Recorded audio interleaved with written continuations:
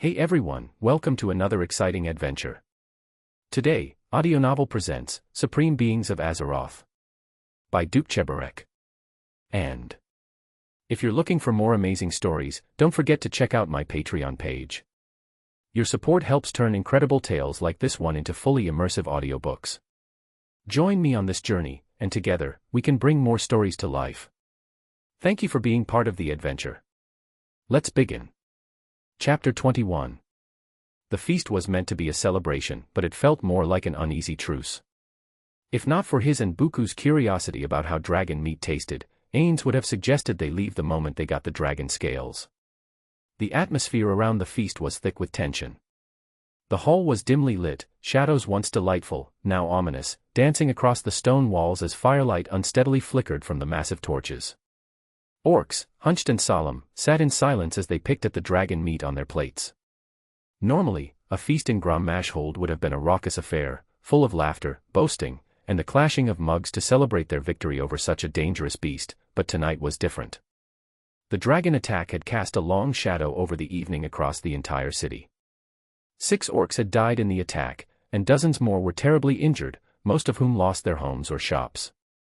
Even the crackling fires couldn't burn away the heavy cloud of grief and anger that hung in the room, at the now-dead beast and at the persons who had brought its anger upon them. On the upside, dragon meat was a treat Ainz wouldn't forget any time soon. As he sat in his orc form at one of the long tables, he continued to eat piece after piece, politely consuming as much as he could. The meat had an intense smoky flavor to it, rich and bold in its meatiness, with a stringy texture that required a bit of effort to chew but was satisfying nonetheless. It was gamey, full of the wildness that came from a creature so powerful and ancient that ruled the skies. He had no need to eat, of course, but the experience was fascinating, a rare treat, considering the rarity of black dragons according to literature and Thrall. Even Buku was doing the same, scarfing down even more than he did in her excitement. The head chef of Gromashhold had boasted that this was likely a once-in-a-lifetime opportunity, and Ainz had to delightfully agree. The beasts were not only very rare, but they also were notoriously hard to kill even for the most seasoned of war veterans. Even now, as he glanced around the hall, he could sense the orc's silent admiration for what he and Buku had accomplished. Slaying such a beast was a feat not soon forgotten, even if it came with deadly consequences. As the feast gradually wound down, most of the orcs slowly left the hall, leaving only Ainz, Buku, and Thrall seated at the grand table in the center and the remaining platters of dragon steak. The flickering torchlight cast dancing shadows over the stone walls, turning them into spectral watchers of the tense conversation that was about to unfold. The warchief was unlikely to be a pushover since orcs valued strength the most, but even then removing all guards spoke volumes of his assurances that they wouldn't kill him. "I have an offer to make." Thrall started, his voice full of authority, his hand grating on the handle of his weapon, Doomhammer, sparks dancing around as if sensing its master's unease. "Join the Horde as champions. Whatever you are running from, we can face it together. And in return, you will help me protect my people. I have seen your valor and your resolve, and I believe you will find your calling by standing with us." Ainz, still in his Orcish guise, leaned back slightly in his chair, his fiery crimson eyes glowing faintly beneath the illusion. He listened to Thrall's offer with patience. When he spoke, his voice was calm, his tone was steady. "We are not running from anything. Whoever sent the dragon after us will pay for it dearly." Buku, leaning forward slightly, flashed a grin that was both charming and aggressive. Her golden eyes glinted in the firelight as she added, "We're not interested in joining any faction, Thrall. Allying and being friends. Sure, but serving. Not our style." Thrall studied them for a moment longer, his gaze thoughtful. He was not easily swayed, nor was he easily intimidated, thanks to his years of leadership experience. Yet he could see that these two were something far greater, far more dangerous than he could reasonably handle if things went south. Forcing them to serve him was out of the question. "Then what do you plan to do?" he asked. "Who are you? You are not just two mortal beings, of that I am convinced." Ainz and Buku exchanged a brief glance, the kind of look that spoke of years of companionship, of shared secrets and unspoken plans, to the orc. Ainz let a moment of silence hang in the air before responding, his voice filled with an enigmatic calm. "You're right," he stated, "we are not, but at the same time, revealing what we are would have little meaning to you." His gaze sharpened slightly, a flicker of crimson light dancing in his eyes. As for our plans, we want to learn about the world, to understand its history and its people. And in time, we will find a place we can call our own, for us to settle down in. We have no desire to get caught in the middle of your conflict with the Alliance. There was a brief pause as Ainz reached into the hidden depths of his inventory, retrieving a fancy-looking scroll and gently placing it on the table in front of Thrall, its presence immediately commanding attention in the dim hall. This, Ainz began, his voice calm but resolute, is a message scroll. Should the Horde ever face a threat that endangers the world itself, we will come and offer our aid. He paused for a moment, his crimson gaze locking with Thrall's, ensuring the importance of the next words sank in. This scroll contains a single message spell, allowing you to contact us no matter where we are, but we will only respond if the world is truly in danger and not just petty politics. Thrall's eyes widened slightly at the sight of the scroll and its implications, but he quickly regained his composure. He reached out and carefully took the scroll in his hands, feeling the weight of the unknown magic imbued within it. For a moment, the sparks around Doomhammer flared brighter, as though reacting to the power of the artifact. Your position is understandable, Thrall replied after a moment, his voice respectful. Thank you for this offer.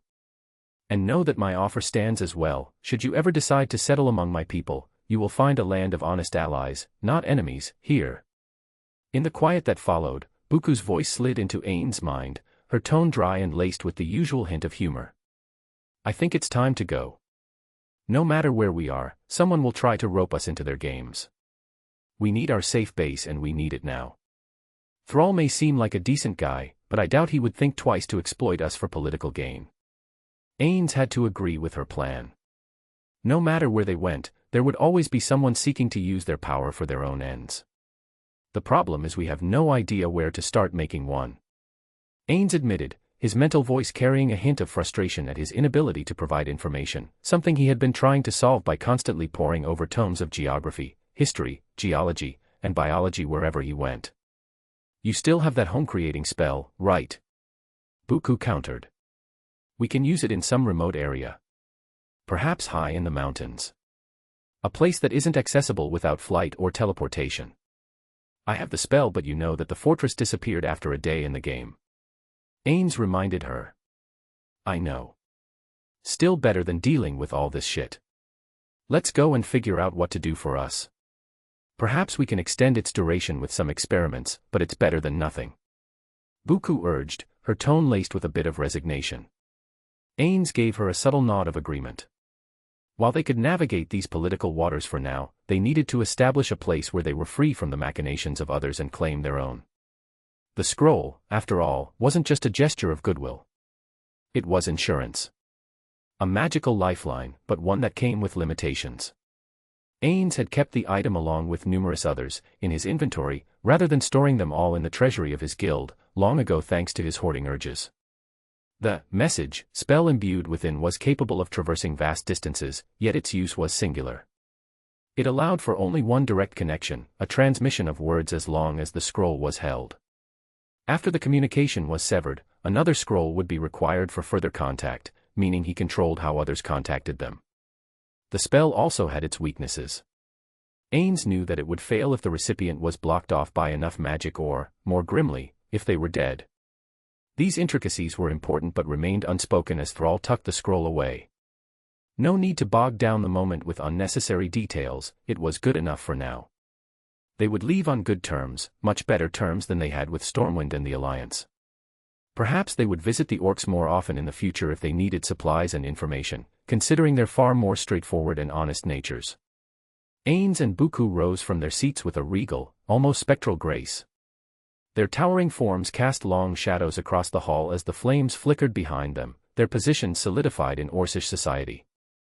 The remnants of the feast lay scattered on the long wooden tables, half-empty platters of dragon meat, discarded bones, and goblets of drink, now cold and forgotten in the aftermath of their quiet negotiation. Ainz summoned a thick fur-lined coat from his inventory and draped it around his wife's shoulders, who accepted it with a smile, her form shifting smoothly back into her human appearance. Being the collector and hoarder that he was, Ainz had spent his time and money in Yggdrasil amassing a formidable amount of items, regardless of their actual value, from the least useful sticks and stones to one-time exclusive gacha drops. One-time event items shared space with easily obtained common drops in his inventory as nothing was ever thrown away, plus everything in between. These included items that he couldn't personally use or only added cosmetic value such as women's clothes. Now he was grateful that he had saved them up. Ainz himself resumed his natural undead form, the familiar sensation of his skeletal body returning like an old friend. The remaining Orcish guards, standing at the far end of the hall, shuddered slightly as they witnessed his unsettling transformation. No matter how often they saw it, the change from a mighty Orcish warrior to an unholy lich would always unnerve them. "It is time for us to go," Ainz declared, his deep voice, regal and echoing slightly in the grand chamber. He gave a formal, if restrained, bow to Thrall. "Until we meet again, Warchief." Thrall simply nodded, his blue eyes lingering on the duo as they moved away, the bovine servant beginning to move in to clean up. The Warchief watched in silence as Ainz raised a bony hand and a dark portal formed in the air before them, its swirling, inky blackness crackling with arcane energy, its end destination impossible for him to see. He would have to consider upping their enchantments if portals like these could be used at will. The gate led to the snowy mountain range north of Ironforge, a remote place the duo had passed while riding griffins. It was high, inaccessible, and most importantly was far from the political games of the world. Unless there was another force hidden under these icy caps, but that was always the risk of exploring the unknown. As they stepped through the gate, the sweltering heat of Duroder gave way to the sharp bite of frigid mountain air, the portal closing behind them. The icy wind came as a refreshment after spending time in the hot sun of the Orc homeland. Snow swirled around them in gentle eddies, the crystal-white peaks before them towering majestically against a stark, clear sky. The landscape was breathtaking, the vast wilderness untouched by civilization and utterly silent, save for the wind howling through the crags and crevices. Beside him, Buku's human skin flushed slightly as the cold air hit her, but she wrapped the coat tighter around herself. A puff of visible breath escaped her lips and she couldn't help but smile at the change of scenery. It's not like the cold could damage her, but it did remind her of the unpleasant sensation of getting out of bed in the morning and coming in contact with the filtrated room air, always too cold for liking to save on energy bills. The same was true for the heat, which only gave an unpleasant sensation without damaging her body in any manner. Albeit she, unlike her husband, tolerated hotness better than coldness. "Ah, now this is more like it," Buku muttered, her voice muffled slightly by the coat. She glanced around at the endless snow-capped peaks with a satisfied grin. "Peace, quiet, and no one trying to trick us into saving the world." Ainz chuckled softly. "It is rather serene," he agreed, surveying the landscape. Despite his skeletal form, he appeared every bit the noble ruler, his posture straight, his presence regal as his robe fluttered with the wind. The cold was inconsequential to him, as he could barely feel anything in this undead form layered on top of his resistances.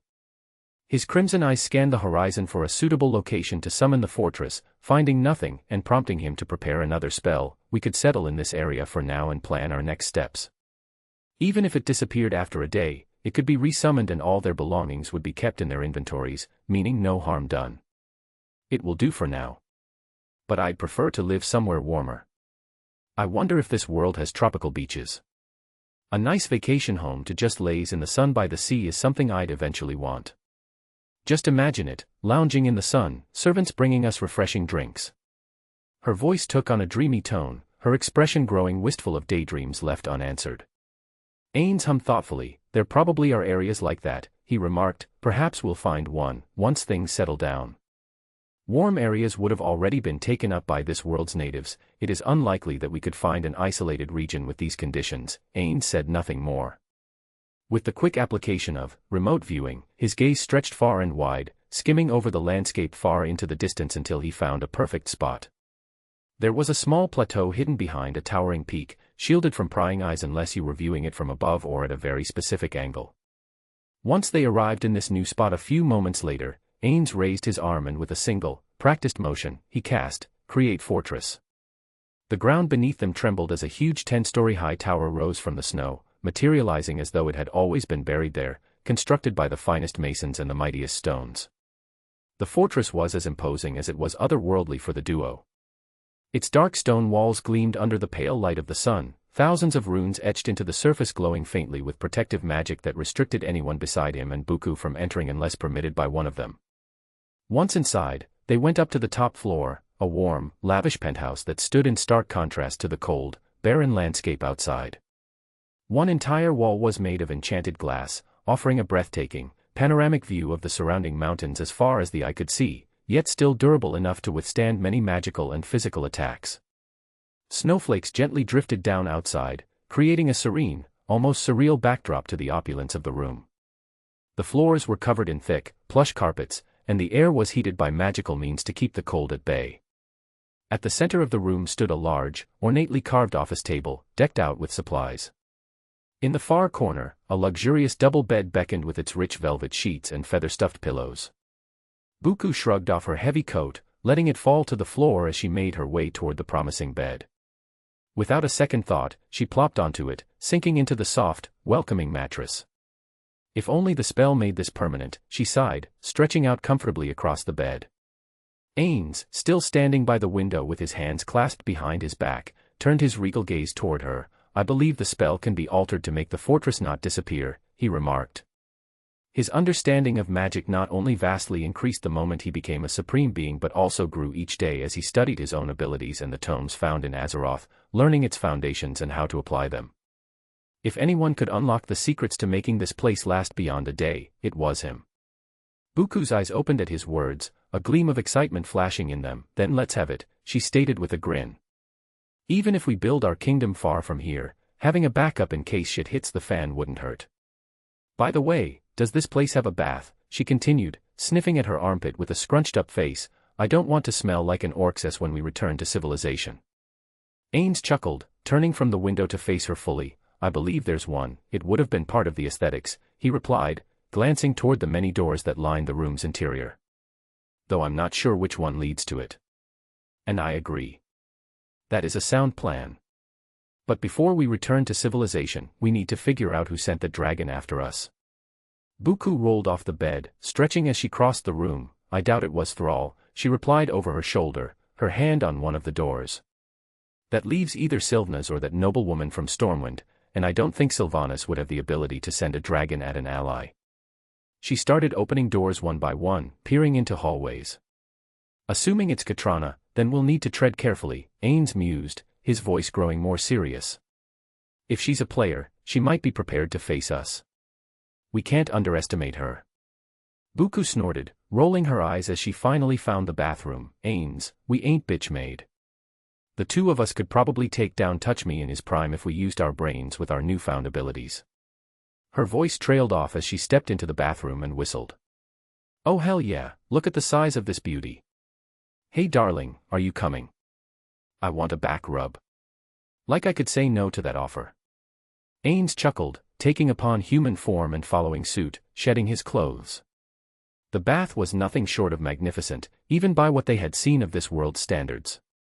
It was a large, sunken tub carved from smooth, dark stone, large enough to comfortably fit 4 or 5 individuals at once. The water shimmered as it reflected the dim light of enchanted sconces that glowed softly along the walls. Hot steam rose lazily from the water, carrying with it the scent of fresh lavender and sweet honey. The air was thick with warmth, the bath's magic making the very space feel inviting and serene. Ainz slid into the water beside Buku, instantly feeling the heat soak into his bones, having disabled his passive barriers. He cursed inwardly, wondering for a moment if his innate fire weakness made this experience more intense than it should have been. It wasn't painful exactly, but it was a tad too hot for his liking. Buku, meanwhile, wasted no time settling between his legs and leaning against his massive chest with a contented sigh. She guided his hands to rest on her stomach, holding them there as if to anchor herself in the warm water. She exhaled deeply, eyes half closed in bliss, her human form finding perfect enjoyment in it. "You know, I think we have a lead on where we should start investigating. Maybe even find a group to control," she spoke barely above a whisper. Ainz hummed in response, relishing in the comfort of the water and the softness of her skin against his own. "Go on," he prompted gently. "The Defias Brotherhood," Buku continued. "They've been a huge pain in the ass for Stormwind for a while. I wouldn't be surprised if they're somehow tied to Katrana. So how about we find out who is behind them and have a chat about future prospects at the same time?" Ainz's hands idly traced patterns on Buku's stomach, his touch soft but thoughtful as he pondered the idea. The Defias Brotherhood was notorious, a group with resources and a deep grudge against the ruling powers of Azeroth for all they had done. If they could get the cartel to bend their knee, they would have a more than decent force to start with, and there would be little need to care about the lives of hardened criminals if things went belly up. The only concrete information Ainz found about it was that Defias had been initially formed by the former stonemasons who had some sort of a dispute with the Stormwind top brass, which eventually culminated into violent riots across multiple demographics of disgruntled and unsatisfied populations. Once they had separated themselves from the law, like all illegal operations, they attracted the eye of criminals, slowly turning the group into what it was today. It was unlikely that the leader of the Shadow organization could provide much resistance against their might, and Ainz had multiple methods on how to force someone to comply, both magical and physical. "We can do that," Ainz replied after a pause. "And I think it's time to put on serious gear even if we stand out.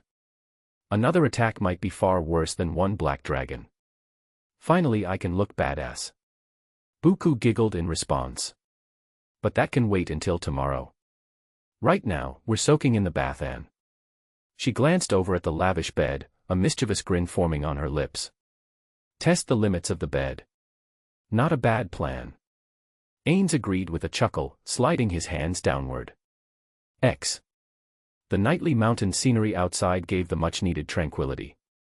The moon bathed the snowy peaks in its silver light, while a gentle wind blew soft whispers through the craggy cliffs, adding an air of serenity to the moment. Ainz stood by the window alone, a loose bathrobe on his skeletal shoulders. He preferred this form whenever his human or orc visages weren't needed. Behind him, Buku slept soundly after the lovemaking session, her breathing soft and steady. As usual, Ainz remained awake, being an undead had its benefits. Though he could force himself to sleep, he found little purpose in doing so.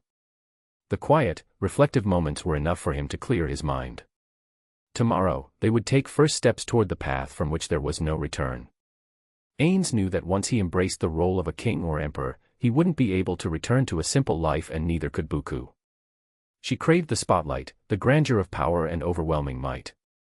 She longed to be a queen, the center of it all. Ainz, devoted as ever, couldn't deny his wife this dream. He had always sought to make her happy, and if she desired to sit on a throne, he would do everything in his power to give it to her. The thoughts of the adventure they had experienced this past week lingered in his mind. He found himself reflecting on their newfound existence. As they were now, they wouldn't be able to live simple lives anyway, but with the ability to assume any form they wanted, they could just disappear and start anew if things went wrong. They had learned how to conceal their immense power and how to move unnoticed when necessary.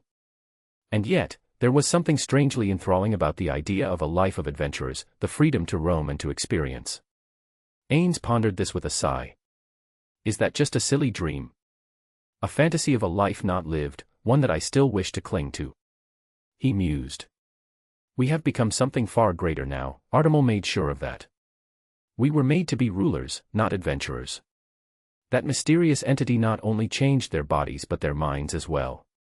Yet, Ainz held on to the hope that, despite everything, they were still the people they once were. His love for Buku had only grown deeper, stronger, and more profound than ever before. He clung to that, hoping that she felt the same, that despite their transformation, they could still hold on to each other in the same way they had as humans. Can't sleep. Buku's soft voice broke the silence. Ainz hadn't heard her stir from her slumber in his contemplations. I don't need to. He began, turning to look at her and finding himself momentarily speechless. There she was, standing behind him, her naked silhouette illuminated by the faint light streaming in from the stars and the 2 moons overhead. So, what's on your mind, darling? She asked, her voice a low purr as she approached him, her hips swaying seductively. Ever since she gained this new form, grace came naturally to her. Ainz's gaze lingered on her as she moved, her presence stirring something deep within him despite his undead form. Nothing, Ainz lied. Just thinking about the future. Buku stopped in front of him, her hand rising to touch the side of his pristine, white skull, her fingers tracing delicate patterns across the smooth bone. Ainz.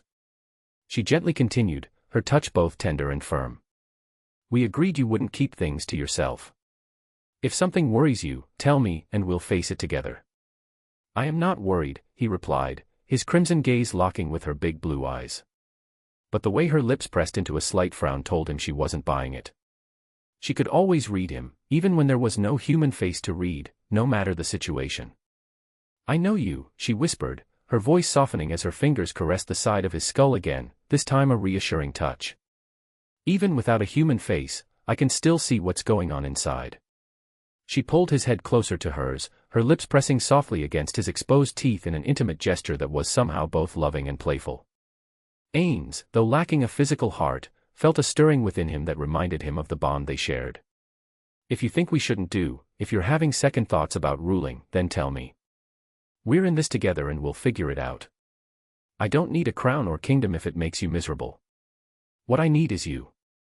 Your happiness means everything to me." Her words struck a chord in him, and Ainz knew there was no use trying to hide his thoughts from her, he never could. Her intuition was as sharp as ever, and no mask, skeletal or otherwise, could conceal his inner turmoil from her. He sighed, his deep, kingly voice now tinged with a vulnerability he rarely let show. "I am happy with you," he admitted, "and if you want to rule, so do I. But, you know, we are not humans anymore. Part of me fears that if I fully give in to this, becoming the overlord, the ruler of all, some part of me might be lost, a part one am barely clinging onto for our sake." "You will still be you, my husband," Buku whispered softly, her voice carrying an almost musical lilt, filled with love and conviction as she leaned into him. Her gaze was gentle but resolute, as if she was willing Ainz to understand the truth of her words. "I am not Akari anymore either. I am Buku now. All that ties me to my old life is Itsuki, and once we get him here, I am ready to discard who I was. I don't believe we will love each other any less if we fully embrace what we are now." As she spoke, Buku melted into her natural form before his eyes to emphasize the point she was making. Her body melted and changed until her humanoid appearance gave way to her true, natural form, a form he hadn't seen since the beginning of their new lives.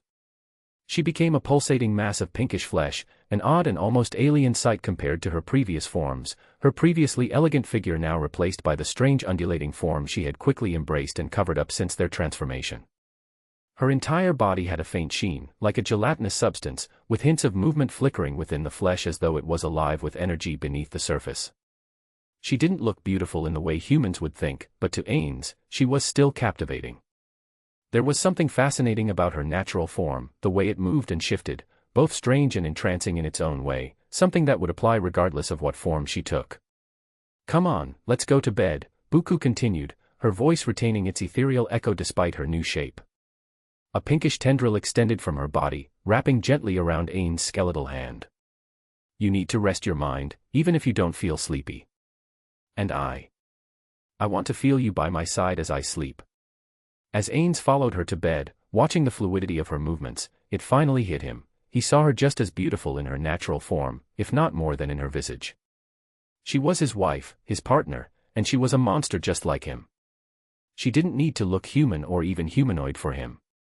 If his woman lost the ability to shapeshift, he wouldn't worry one bit, he'd still love her nonetheless. "You should use your natural form more often," Ainz murmured as Buku slid into the bed, her mass settling like a formless, gelatinous blanket beside him. "I will, for you and only you," she replied, patting his side with a tendril. "This form feels like being truly bare, vulnerable. Only my husband should see me like this." She waited for him to drop the robe and lay down before aptly melting into the crevices within his skeletal frame, her 6 tendrils wrapping around and throughout him. He could feel the warmth of her form, soft yet solid in places as if she were a living embodiment of both comfort and protection. It felt strangely reassuring. "Shouldn't I do the same?" he asked. "Do you feel naked as an overlord?" She teased gently, her echoey voice more enticing than ever. "Not when I wear clothes. But it does feel like wearing a mask when I use a visage. Being an overlord feels natural to me," he confessed. Taking forms for their delight was something he was fully willing to do, but in his mind, it was like cosplaying, taking on an appearance distinct from their original. "Then be my overlord in public as well," Buku mumbled, her tendrils gently tightening around him. "And rest a bit." "I will." He leaned into her warmth, feeling his left arm slightly sink into her form. Chapter 22. The hot desert wind raged around Thrall, whipping up tiny cyclones of dust that danced erratically before being consumed by the arid heat of Durotar that consumed all. He sat cross-legged on a wolf skin, the thick pelt insulating him from the rough, sun-baked stone beneath him. Despite the heat, Thrall remained still, his eyes focused on the distant gates of Orgrimmar. From his vantage point atop the mountain, the city appeared almost peaceful, a sprawling bastion of strength nestled within the harsh, unforgiving landscape. But there was no peace in the spirits that surrounded him, none whatsoever. The elemental spirits residing near the capital of the Durathier were still highly agitated. The two mysterious figures had frightened them to their cores. Thrall closed his eyes and breathed deeply, attempting to reach out to the spirits. He could feel them shifting just beneath the surface of reality, disturbed by something even they couldn't fully comprehend. It wasn't just him who felt it, the Tauren druids and the troll witch doctors under his employ shared the same sentiment. Ainz and Buku were akin to walking gods, beings of immense power even the wild gods and Loa were wary about. The spirits spoke of them in whispers, in voices tinged with awe and fear and everything in between. What exactly they were, not even those immaterial beings knew. The wild gods, protectors of the natural world, were beings of immense power, revered by the Tauren druids who worshipped them alongside the Earth Mother, the main deity of the bovine race. For the trolls, the Loa served a similar role, most of them animalistic, ancient deities tied to nature, but some more mysterious, more dangerous, like the Loa of Death, Bwan Samdi. Even these ancient and potent forces, who thrived on chaos and mystery, seemed unsettled at their presence. They didn't understand Ainz or Buku, and that uncertainty bred a cautious fear in them, along with an increase in tension across the religious figures of the city. Thrall's brow furrowed as he considered the implications. The situation was unlike any he had ever faced before. There was only one source left to turn to. Jaina Proudmoore, the leader of the human city-state of Thalamore, and one of his closest allies. Ever since their combined forces had defeated the mighty Archimonde during the Burning Legion's invasion, they had kept in contact, keeping each other informed of any major events. She was a brilliant mage, wise beyond her years, though still young in age. Like Thrall, Jaina was in her mid-20s, though her youth never detracted from the respect she commanded on the field and in the office. In some ways, she reminded him of his late stepsister, Tari, strong, compassionate, and resolute.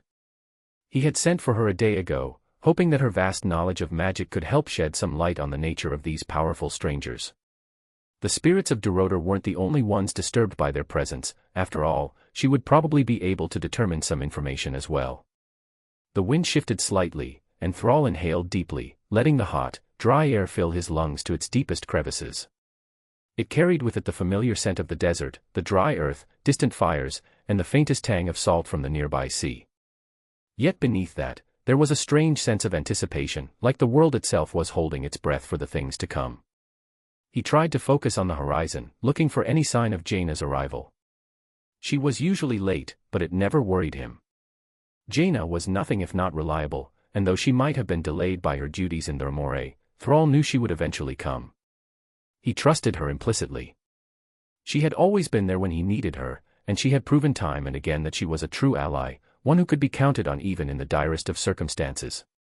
He would do the same for her. Thrall's thoughts drifted momentarily to his childhood, to the family that had raised him. He had been a slave, owned by the cruel Idilas Blackmore, the commander of orc prison camps who had found him abandoned in the woods as a babe and quickly peddled off to his servant to raise him. Despite his servitude, the human family had treated him well, giving him a sense of belonging in a world that sought to cast him aside for his race and origins.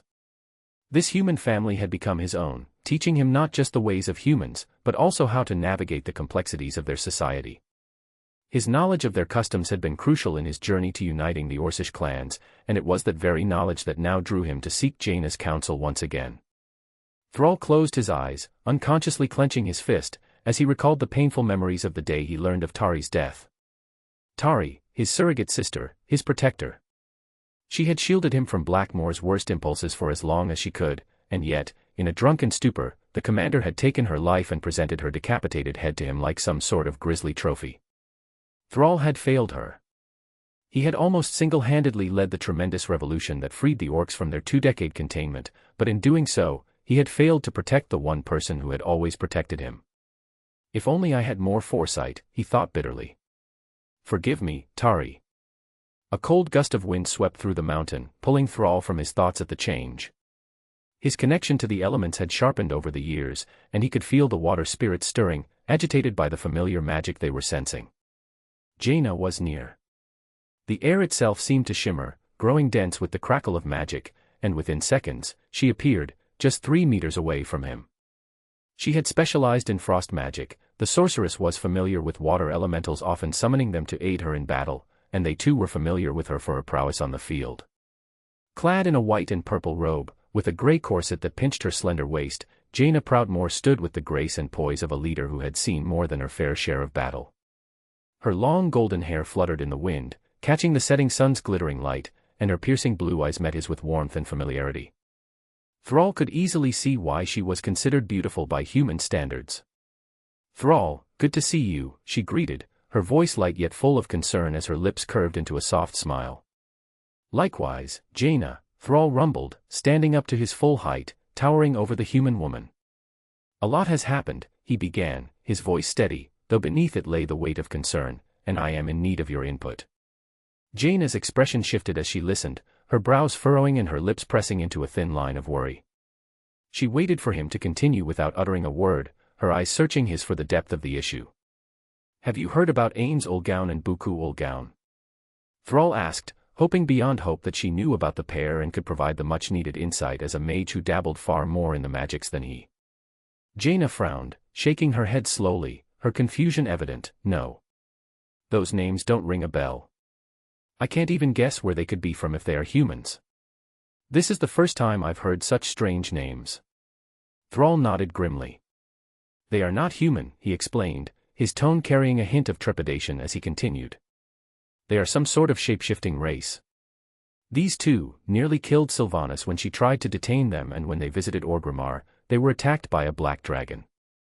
They killed the beast in only 3 blows. Ainz is a powerful magic caster, and Buku, well, she was impossibly strong for her size and skilled in combat.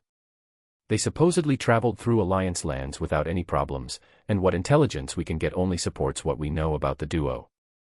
Jaina's eyes widened slightly, the wheels of her mind clearly turning. Her knowledge of magic was vast, and yet even she seemed perplexed by the nature of these beings. "That sounds like nothing I've ever encountered," she admitted, her voice thoughtful but tinged with urgency. "Give me a few hours. I will try to find out who, or what they could be," Jaina hastily replied and teleported away before Thrall could say another word. Thrall exhaled deeply as he returned to his seated position, the wolf skin beneath him soft yet coarse, a reminder of his connection to the wilds and his people. The sweltering heat of the Deroder Desert was relentless, but Thrall barely noticed it. His mind was preoccupied with soothing the agitated elemental spirits that writhed around Orgrimmar, still hectic about the duo they had encountered and feared. With his eyes closed, he focused inward, letting his thoughts and concerns slip away as he communed with the spirits, coaxing them into calmness, soothing them with assurances that things would come out fine. Time, usually something that gnawed at him, became insignificant in his meditative state as he worked, spirit by spirit. Patience was a virtue Thrall was familiar with, one born of long years spent waiting for the right moment to grow, to strike, to unite, and to lead. Now, as the sun moved through the sky, drawing closer to the horizon, Thrall waited again for his work to finish and Jaina to return. His mind touched the ebb and flow of the elemental forces around him, their fury simmering but contained. Finally, the familiar crackle of magic filled the air, and Jaina reappeared beside him. Her arrival was abrupt, and the moment she materialized, Thrall noticed the change in her immediately. Her breath was ragged and her skin looked noticeably paler than before. She seemed worn, her usual aura of calm control diminished by the urgency of the situation. "No one knows," she declared without preamble, her voice tinged with frustration and a hint of something darker, fear, perhaps. "My contacts in Stormwind had no idea who they were. These 2 mysterious figures just appeared out of thin air and performed impressive feats that earned them even the attention of Stormwind's royalty. Even the mages of Dalaran, they had no answers. Their best guess is demons in disguise, but it doesn't make sense." She trailed off, shaking her head as if trying to make sense of her own words. Thrall furrowed his brow. "Why doesn't it make sense?" he inquired, his deep voice calm but curious, already sensing that the explanation wasn't that simple. Jaina sighed, sitting down on her cloak with a weariness that seemed to seep into her very bones despite having only spent a day investigating, a short span considering she could spend months at a time on a subject if she found it interesting. She uncorked a small bottle filled with a softly glowing liquid and took a long drink, the light of the liquid casting a faint, otherworldly glow on her tired face as she drank in silence. Demons of such power, she began after a moment, would need to be summoned with the help of incredibly advanced rituals, and it would require the coordination of a lot of mages. We are talking about the kind of power that leaves unmistakable marks on the land, demonic taint, dark magic residues. And even then, demons of that caliber would be far from subtle. They would have wreaked havoc and possibly tried to start another demon invasion by the Burning Legion upon arrival, causing chaos wherever and whenever possible. Thrall nodded thoughtfully. Some of them are cunning and cautious, he remarked quietly, his voice deep with contemplation. They could be waiting for the right time, choosing not to reveal their full hand. Jaina shook her head, her expression tight with worry.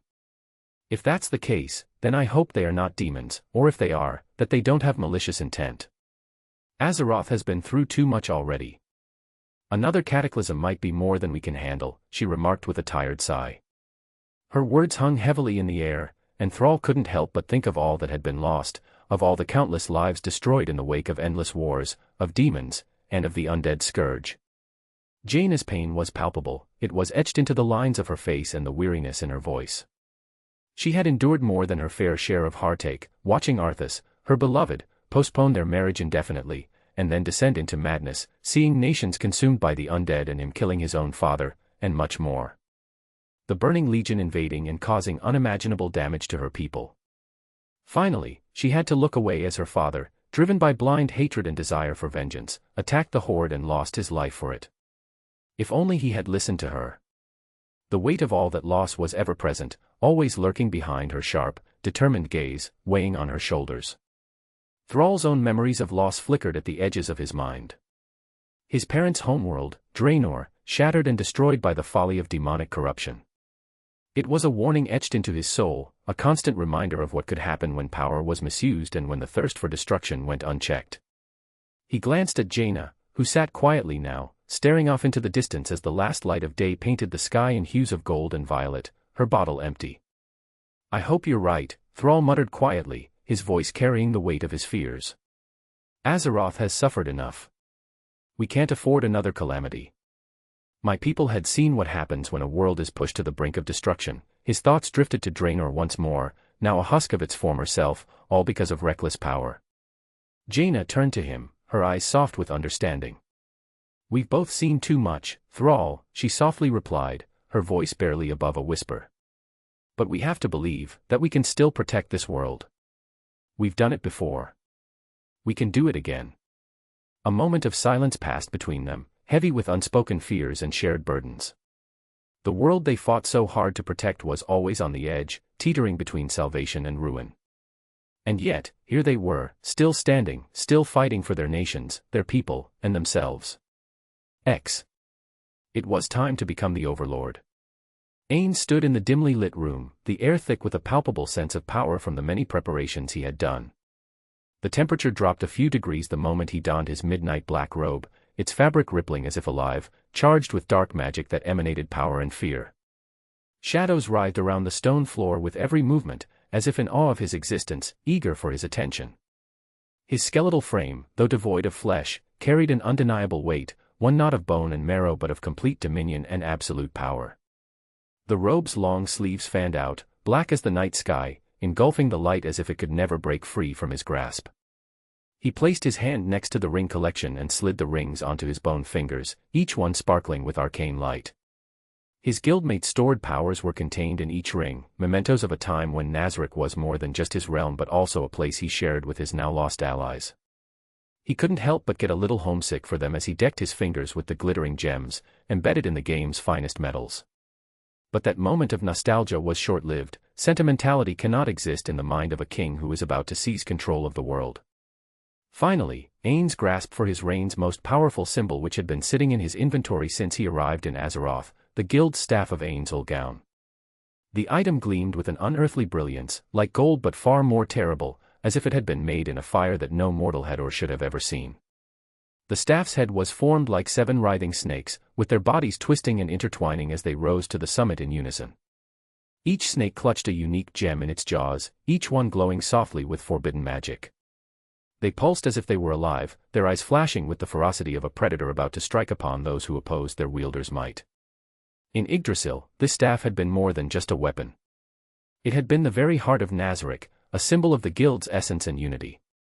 To lose it was to lose everything the guild had stood and fought for, and so, during the game, Ainz had never dared to wield it on the battlefield, only ever in private matches and ceremonial situations. It had been the anchor that secured the guild's base, the protection of their entire domain. But now, in this new world of Azeroth, its status had changed. The staff was no longer an intangible entity bound by the game's rules, it had become a physical object, and its limitless power could finally be realized before his very eyes. He gripped it tightly in his right hand, feeling its power pour through him like a raging river. It was thrilling to see how much the staff could do. Ainz knew he could summon 5 types of elementals of immense power, construct a near-impregnable magic shield around himself, cause massive earthquakes, and shoot down pillars of fire from the sky that could burn towns to ashes. The downside was that each spell could be used only twice a day, resetting every midnight. Lastly, the staff let him use Dimensional Lock, a spell that isolated an area from the rest of the world, preventing the opponent from fleeing. These were no longer abstract game concepts, they were actual, physical tools of devastation, tools at his command and disposal. He admired his reflection in the mirror-like surface of the staff. The burning crimson flames in his eye sockets flickered as they focused on the image. The spotless white skull stared back at him, devoid of human expression but filled with dreadful majesty. The staff tapped the floor with a loud thunk, a resounding echo vibrating off the thick walls. His dark robe swirled around him, the hem brushing the floor with the grace of a monarch surveying his dominion. A proper look for an emperor, Buku gushed, her voice full of approval as she praised her husband. She was surrounded by a sea of discarded plate armor, their metallic clatter echoing through the room as if a war had just been fought over fashion choices alone. The rejected sets of armor, despite their divine origins, lay strewn about like casualties of a war against fashion, each piece deemed unworthy of the upcoming event. Ainz, dressed in his midnight black robe that appeared to soak up the light, nodded in agreement. The robe, together with the ominous guild staff in his right hand, emanated a sense of absolute power and darkness. Ainz couldn't help but feel proud of the appearance he'd created for himself. Thank you. I did have a sense of style when it came to this form. Buku, meantime, was preoccupied with her own war, she countered, her voice full of faux modesty. But I will shamelessly take some credit for helping you pick this look back in the game, her lips and cheeks twisted in a smug smile. Credit where credit's due, Ainz replied, his tone gracious. You did help. But you should do the same with your new look. You know we have only about half an hour left before the fortress fades, he reminded her. I am trying. Buku grumbled, her frustration clear as she ripped off yet another set of armor. The sound of metal screeching against the floor reverberated throughout the room, adding to the frenzied atmosphere. I need to pick carefully, you know. The array of divine tier sets, each more powerful and elaborate than the last, only served to confound her decision. They were Artemal's gifts, but even divinity couldn't protect them from Buku's harsh examination of functionality and fashion. Ainz observed with a little sense of enjoyment as Buku threw away a particularly intricate armor set. What was wrong with the last one? It did look good on you, he asked in a perplexed tone. The shoulder plates were ugly and the boob plate was unflattering, Buku explained with an exasperated sigh. Picking a badass look is so hard. Boob plate. Ainz eyed her with increasing amusement, isn't it impractical? Buku shot him a glare, though there was a hint of a smile playing on her lips. It's about style, Ainz. I need to look great in my main set. It would have been so much easier if I was a caster. I could pick a flowing robe dress with a split. She paused as if reading his thoughts in real time. Not a word. I wasn't thinking anything bad, Ainz swiftly responded, offering his free hand in mock surrender. The idea of Buku as a caster in a flowing garment was humorous, but he prudently kept his ideas to himself. Besides, a little part of him delighted in that only he would now ever see her in such a form. Aha, now what do you think of this one? Buku inquired, entering the light wearing a black plate set with red embellishments. The metal hugged her body wonderfully, actuating both her femininity and power as it shimmered when she spun around. It looks great on you, Ainz remarked, clearly impressed. You say that about, nope, you're right on this one, Buku agreed with a chuckle, turning slowly in front of a mirror. She inspected herself from every angle, her armor sparkling as if it were more than simply a protective shell but also a fashion statement. It's perfect. Now it's on to just the weapon and shield. Ainz resisted the urge to sigh, a familiar sensation rising within him, one of the many remnants of his once human self that still occasionally surfaced despite his undead state. Time was slipping away like sand through an hourglass, and while he possessed untold power over reality, patience was a resource that even he found challenging to gather when his wife was involved. As many husbands and boyfriends had described, of their valiant tales while their significant others went shopping for new fashion. His Create Fortress spell was about to expire, yet Buku stood before the mirror like an artist before a blank canvas, shifting through weapons with the intensity of someone deciding the fate of the world. Buku's gaze shifted between a flurry of swords, her fingertips brushing over the hilts of at least 20 swords before she picked a large flamberga, hefting it in her grip. It was an intimidating piece of metal, the kind of weapon that would look more at home in the hands of a brute giant than someone slender like Buku. The wavy blade looked impossibly sharp, and the reddish hue surrounding the weapon gave it a sinister look, complementing her overall appearance. Additionally, it held a permanent fire enchant, not only giving it a fiery glow but adding fire damage to each strike, burning what it touched upon command. Despite its imposing size, Buku swung it as if it weighed no more than a feather, the blade ripping through the space around her with deadly accuracy. That one's a bit much, don't you think? Ainz couldn't help but quip, his bony visage failing to convey the delighted smirk that would have accompanied the remarks in his previous existence. Too much. Buku echoed, raising an eyebrow as she admired the dreadful weapon, holding it above her head. I prefer the term, just right. She coupled the flamberga with a kite shield crafted in a similar style, black with red accents and a large threatening spike jutting from the middle. It was the ideal match to the flamberga, emphasizing her image as a symbol of strength and authority, of power and destruction. Ainz had to admit that despite her occasional moments of indecision, she had an affinity for the dramatics. All set. She proudly announced, her lips curled into a delighted grin. To finish the look, she tossed a white fox coat over her armor, its thick, pale for a stark contrast to the smooth, dark metal beneath. The coat elevated her appearance, reminding Ainz of ancient queens who led armies into battle in Media. The freezing mountain breeze nipped at them, but the fox fur kept her warm, a practical and stylish touch. As they left the fortress, the bright morning sun greeted them, its light showering the snow-covered peaks in a brilliant light. The air was crisp, the kind that could cool one's lungs with a single breath, and the fortress that had been their refuge faded before their eyes, leaving no trace that it had ever existed, not even the snow where it stood moments before being disturbed. Buku looked at the fading stronghold before turning to him with a sarcastic smile. You know, as beautiful as that view is, I wouldn't mind a little less snow next time. Have you picked the gate location? She continued, casually twirling her flamberga with one hand, her other hand absent-mindedly patting down the fox fur cloak. Not yet. It's unwise to appear in one of the human cities dressed like this. Ainz glanced at their intimidating appearances, Buku, clothed in threatening armor, and himself, a skeletal overlord bursting with power. We'd cause a panic.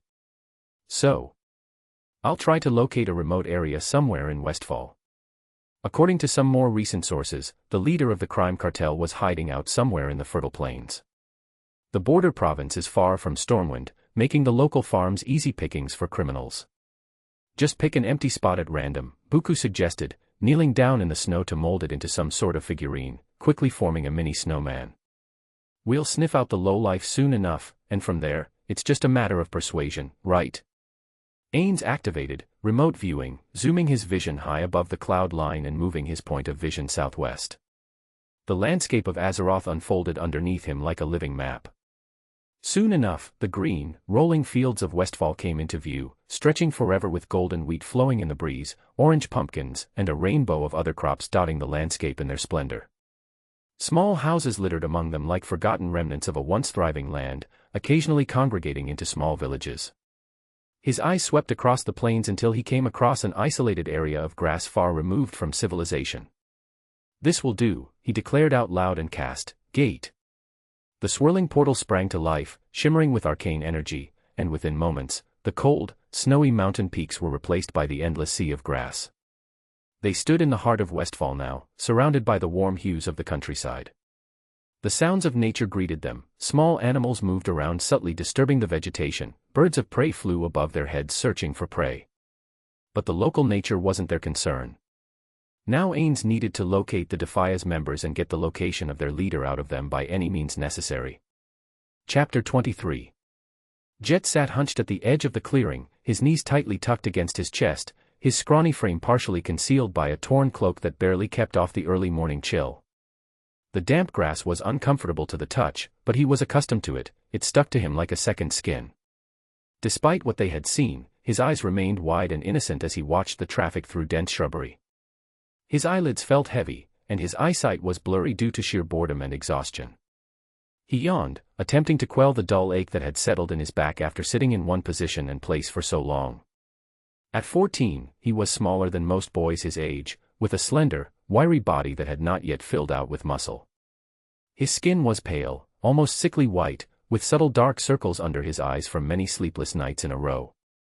His brown hair draped in unkempt strands around his face, tips greasy and uneven from weeks without washing, not rinsed even once. When he talked, his voice remained soft and hesitant, not yet hardened into the harsh, dominating bark of a man. The path spread out before him like a snake weaving through the forest, filled with niches and crevices to be inspected or used. The trees stood tall on either side, their branches swinging effortlessly in the breeze, casting lingering shadows across the singular dirt path. Occasionally, a cart would pass by, pulled by tired-looking horses, its drivers completely oblivious of the tiny kid lurking just beyond their view as they went on their way. But now the road was silent, and Jet felt boredom creep up into his bones. Nothing ever happened. Not on days like this, anyway.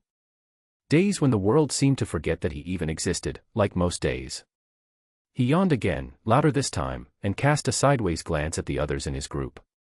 Darrell, Winster, and more lay spread in the tiny tent they had set up, snoozing lightly beneath their few ragged blankets. They had the luxury of sleep. His gut twisted with envy, and a bitter smirk appeared on his lips. Lucky bastards, he mused. Jet was not given such things. As the youngest member, he was required to maintain watch, another unwritten rule of the Brotherhood. You earned your place by enduring hardship. Only when another took up the place were you spared of it. Nobody had to say it out, but the manner in which they stared at him said it all. Too young to lead, too small to fight, yet sufficiently grown up to be of service. That was his lot given by life, nothing more. His thoughts wandered to his family, not the one he had currently, but the one that had discarded him like garbage. His father, whose palms were as rough as the earth he dug, had little use for a son who couldn't do his part on the family farm and could only act as another mouth to feed. His elder brothers, strong, harsh, and quick to remind Jet of his worthlessness, had made certain of this. They were always determined to take on the most difficult chores to show their worth to the family, whereas Jet was assigned the crumbs, the worthless and dirty ones. When his family ultimately abandoned him, his eldest brother led the charge in persuading their parents that their farm had no room for dead weight. Jet clenched his jaw, feeling a hollow pit of rage and hatred rising within him. His fists clenched unintentionally, nails digging into the soft skin of his hands, threatening to draw blood. When the Defias Brotherhood took him in, he was desperate, famished, scavenging for scraps, stealing what little he could from the streets, and a few times getting beaten to within an inch of his life. He had even tried his luck in the town of Sentinel Hill, but the local marshal had wanted to send him to the stockades after he was caught stealing food. He would have done anything in order to prove himself, but nothing had gone his way. He could and did do so to the Brotherhood. He had shown his value by leading them back to his family's property in the darkest hour of the night, leading them with a bitter precision that belied his age and rage. He remembered holding a blade in his hand and feeling his elder brother's blood dripping on his fingertips. His resolve had faltered a little as he witnessed his mother and eldest brother's wife scream and wail as the men assaulted them to death, the memory remaining etched in his mind. His resolve had been shaken then, something inside him recoiling from the cruelty. But they earned it, didn't they? That's what he told himself in the quiet moments when remorse was gnawing at him like a rodent. They had all deserved it, every last one of them. At least they had spared his sister. The Brotherhood had taken her in, just like they had him.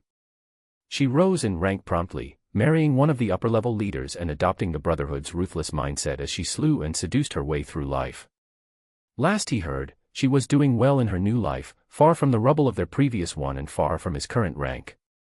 Jet let out a long sigh, watching as the wind gently stirred the bushes in front of him. Life was cruel and everyone was out to get you unless you fought back. The Brotherhood was his sanctuary now. They were outcasts, just like him, abandoned by the world and left to fend for themselves. There was power in numbers, even if individually they were weak.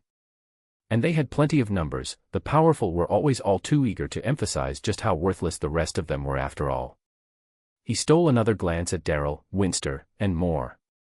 Their breathing was deep and even while they snuggled together around themselves as they slept. Jet envied them for their ability to drift off through everything and find calm in the midst of their troubled lives. With a soft groan, Jet stretched his arms above his head, feeling the muscles in his back protest from sitting for so long.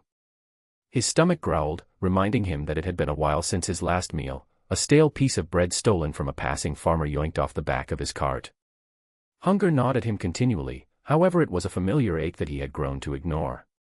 Jet slumped back against a tree trunk, letting out an exaggerated groan as he stared ahead at the vacant road. The forest's quiet was terrible.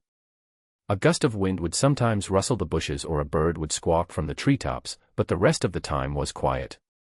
His eyes were weary with boredom, and the rustling of leaves seemed like a lullaby meant to send him to sleep, enticing him to let down his guard. Maybe the next cart will have some booze. He sighed and gazed at the road with deep longing.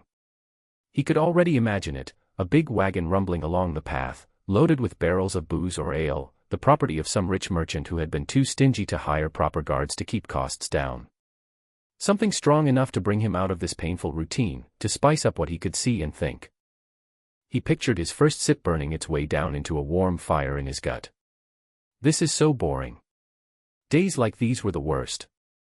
The wait. The unending, mind-numbing wait for something, anything, to happen.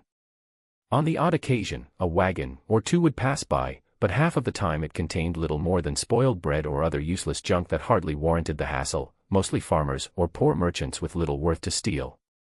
The few good hauls they'd managed to make previously had at least enabled them to return to Moonbrook with enough cash to keep Jet from going insane.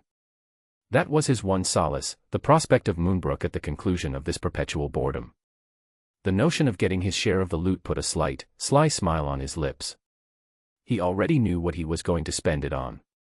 Moonbrook wasn't much, but there was one comfort in that dreary place, Lyra. Jet adored the girl, despite the fact that she was barely a year older than him. She had a way of calming his fears, if only for the night he paid for. Her presence soothed his worn spirit, and he would fall into her with the urgent desire of a drowning man reaching for breath. Her sweet words and touch let him forget about the hardships of his existence, like the hunger and the cold, replacing it with soothing and temporary feelings of warmth. Jet allowed himself to fantasize about the future during quiet times such as this. A future where he wasn't keeping guard for hours at a time, freezing his ass off in the woods, waiting for some rich fool to enter their territory. Perhaps if he rose high enough in the Brotherhood's ranks, he could afford a proper home. Not a large one, just something tiny and comfy. Somewhere he could relax after a long day of work. Maybe, just maybe, he could persuade Lyra to come with him and make it their home.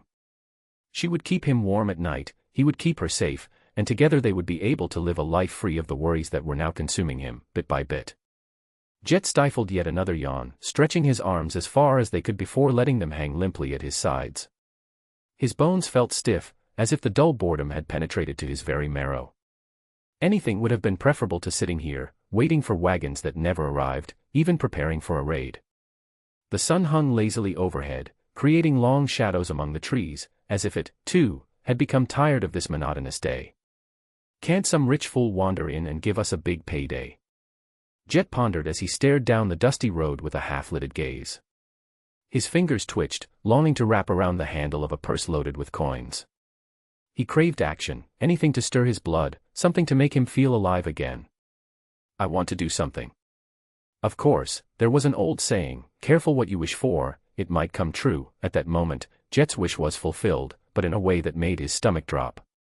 His daydreams faded instantly as his instincts shot like fireworks at something new. His body tensed, his hand gripping his worn mace. His senses sharpened, trained on the road ahead. Finally, he thought with a spark of excitement, maybe it's time to get some action. At first, it seemed like the air itself had bent and twisted in front of his eyes. The ground darkened unnaturally, and a cold breeze slashed through the heat of the afternoon like a knife. His eyes widened as a swirling black portal emerged in the middle of the road. He could almost hear it sucking the very light from its surroundings, devouring the air and guzzling the monotony. It was like a wound in the fabric of reality, widening with each passing second before his very eyes. "Oi, something's happening." Jet's voice cracked as he scrambled back, his heart thudding with anticipation.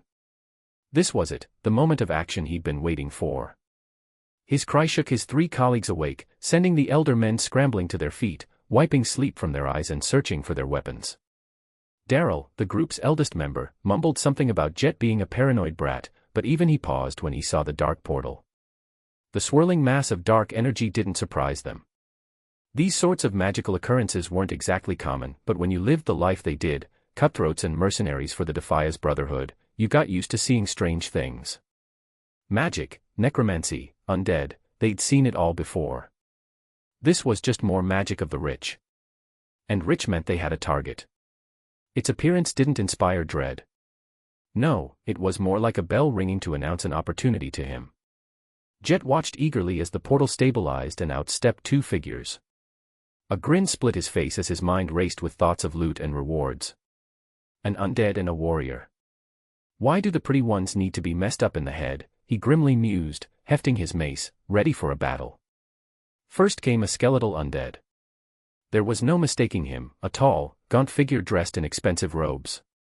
His skeletal frame was adorned with a staff so intricately carved that Jet's greedy eyes couldn't help but linger on it, devouring its beauty. The staff was capped with glowing crystals of various colors radiating power. Jet knew instantly that if he managed to return the thing to their boss, he would receive more gold than he'd ever seen in their lives, possibly even elevated up a few ranks in the forces. The necromancer moved slowly and purposefully, as if he had all the time in the world, and why wouldn't he? The undead weren't concerned about time like the living did, they had eternity to do what they wanted. Then came the woman. Jet's brows furrowed as his gaze fixed on her. She wasn't what he had expected. She was beautiful, no, stunning didn't even begin to describe her, with flowing, dark hair and eyes that seemed to pierce right through you. She donned full-plate armor, black as the night, trimmed in fiery red that shone faintly in the early dawn. It appeared custom-made, evidently outrageously expensive, and exuded an air of menace about it. Jet's heart raced because of her potential, not her otherworldly beauty. That armor was undeniably valuable by itself, worth hundreds of gold coins, if not more when brought to the right superiors, and possibly had strong magic to enhance his abilities in the future. And what if they could capture the woman alive? He could imagine the kind of price a woman like her would fetch. No doubt the Brotherhood's leaders would want to keep a pretty toy like her and would pay absurd sums for a chance to spread the shapely legs that came with such a pretty face. With his resolve steeled, he joined his peers and surged forward, leaping out from his place. Their feet pounded against the cold soil, their weapons gleaming in the morning light. There was no fear in Jet's heart, just a surge of adrenaline as they charged without a care in the world. The armored woman slowly cocked her head, as though she had sensed them long before they made their move, her expression unreadable. For a split second, Jet could have sworn she looked amused, yet this only fueled him as he thought of turning that smugness into fear. He swung his mace high above his head and prepared to strike. X.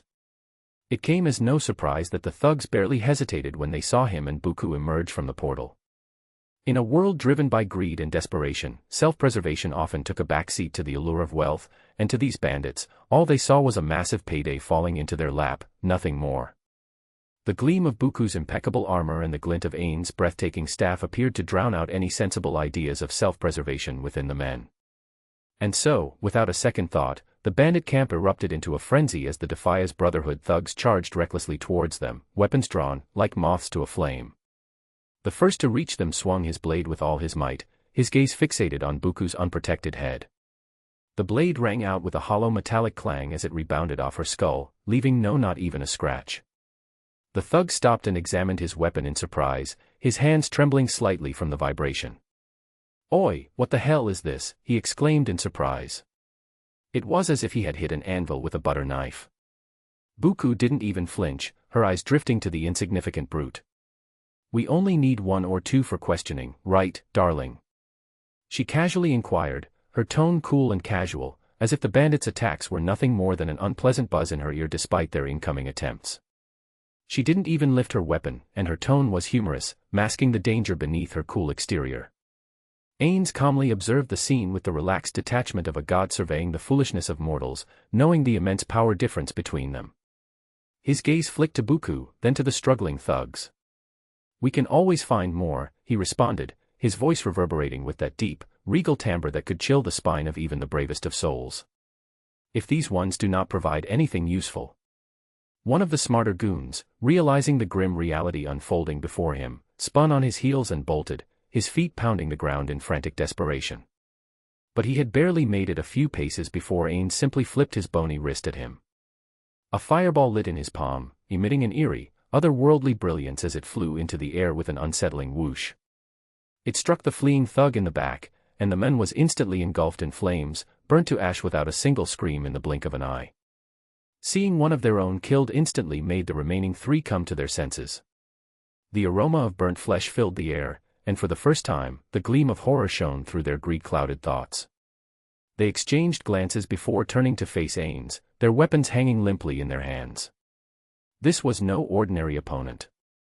This was completely beyond their comprehension, and their lives were in the hands of the woman and the undead monster. Hey, let's make a deal. All right. What do you want to know? The group's leader fumbled, his voice betraying his growing panic. He still held his curved blade, though the hand gripping it was visibly shaking now as the others gathered behind him. His dark brown eyes, filled with an amalgam of fear and despair, focused intently on Ainz. The man was lanky, his frame thin and wiry beneath his tight dark leather gear, and his face was half hidden behind a blood-red silk bandana that now seemed more ridiculous than intimidating. Ainz let out a low, rumbling chuckle that rang across the clearing. A deal. His voice was filled with mockery. He cocked his head slightly, the flames in his eye sockets flaring with merciless satisfaction.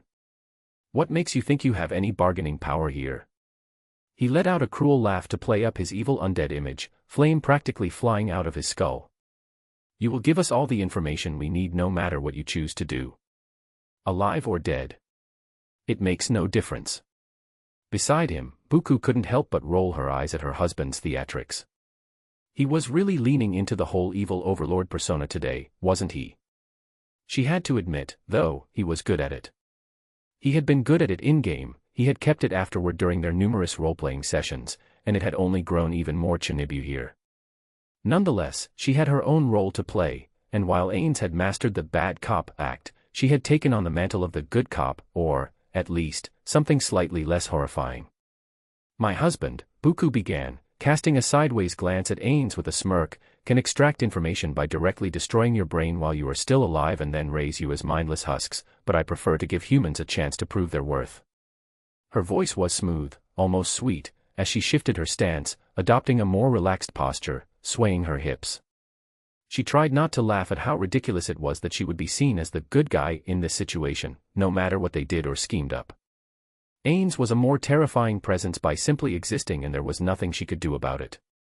It was part of the fun though, a game they played while the mortals trembled. The bandits weren't about to test her, though. They may not have understood the full depth of her words, but the casual way she mentioned brain destruction and zombification was enough to shake even the hardiest of souls. "Whatever you need, lady," one of the other bandits whimpered in a soft, high-pitched voice. He was a short man, his eyes betraying primal fear as he sheathed his mace and inched ever so slowly away from Ainz. Apparently, the intimidating skeletal overlord was too much for him, and he sought the relative comfort of Buku's presence. The irony wasn't lost on her, this man was choosing her as the safer option, when in reality, she could tear him limb from limb with even greater efficiency than Ainz given their close range. Her sharpened blade could pierce his skull faster than his lightning spells at this distance of just a few meters. "You will lead us to the leader of Defias' Brotherhood," Ainz demanded. As he spoke, his aura of despair began to seep out of his impressive frame like a dark mist, thickly covering the ground. He had set it on the terror-inducing level 1, a bit overkill for pitiful creatures like these bandits. "We don't know who runs Defias." "No one knows," the group's leader stammered in response. His voice was a pitiful squeak, a far cry from the brashness with which he had first addressed them. Ainz's patience had its limits. He took a slow, deliberate step toward the man and grabbed him by the neck, lifting him. His bony fingers closed around the man's neck with terrifying ease. The bandit's eyes bulged, his breath coming in short, ragged gasps as Ainz held him aloft with chilling composure while his legs kicked uselessly beneath him, his hands clawing at the iron grip that held him helpless. He and Buku had agreed to test out other interrogation methods before he used Dominate, as relying on one spell wasn't a sound strategy and more diverse methods for extraction of information were needed. "Then I have no reason to keep you alive," he stated, his tone final and devoid of empathy, flames flaring up from his eyes. "You will serve me as an undead." Before the frightened leader could even register the full horror of what was about to happen to him, another thug saw his opportunity to flee. The men bolted, his heart pounding in his chest as he sprinted through their pitiful camp, desperate to escape the nightmare that had descended upon them. He thought, perhaps foolishly, that if the undead overlord's attention was occupied elsewhere, he could slip away unnoticed. But he hadn't counted on Buku. Like a specter, she appeared in front of the fleeing bandit, her movements as fluid and swift as the ever-present wind. Before the men even realized what was happening, Buku's enormous flamberga swung in a graceful arc, its crimson blade gleaming in the dim light allotted by the canopies. With a single, effortless motion, she severed the thug's legs from his body in a clean sweep. The men sank to the ground in a matter of seconds, his shrieks filling the air as the scent of burning flesh wafted up from the cauterized stumps, legs toppling beside him. Buku's expression remained nonchalant as she stood over the writhing, legless men. She glanced over at Ainz, who observed the scene with deliberate indifference. "End him." Ainz ordered Buku, extending his arm towards the screaming men.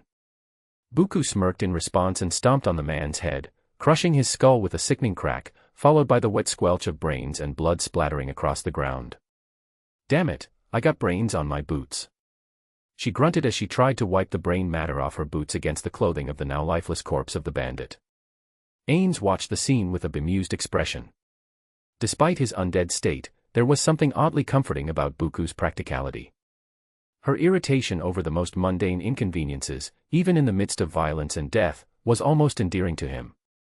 "You could have used a weapon for this insect," Ainz commented dryly, flicking his fingers lazily as dark magic swirled around his fingers, flying towards his wife. The corpse rapidly melted into a black goo. From the bubbling ooze, a new shape emerged, a large, rotting vulture with patches of decaying feathers and hollow eyes that glowed faintly with necromantic energy. He had wanted to try out the new spells that he had gained with the freedom from the game's constricting system, and now was the perfect time to do so. I know. Dealing with these mortals is such a chore. I don't know why I want to be merciful." Buku stepped back, folding her arms as she watched the grotesque creature spread its wings. "Find any Defias camps and report to me immediately," Ainz ordered the undead vulture. It gave a low, guttural growl before taking flight with disturbing speed, vanishing into the shadows of the tree canopies as though it had never been there. The clearing, once teeming with the bandits' reckless greed, had become a graveyard of broken bodies and shattered egos. Ainz tightened his grasp on the bandit's neck as he finished crushing the man's windpipe with ease, the horrible sound of bones splintering beneath his undead fingers barely registering to his always moving mind. With a flick of his wrist, he discarded the corpse on the ground. "We should finish here and move on. Sooner or later, we will find someone who knows."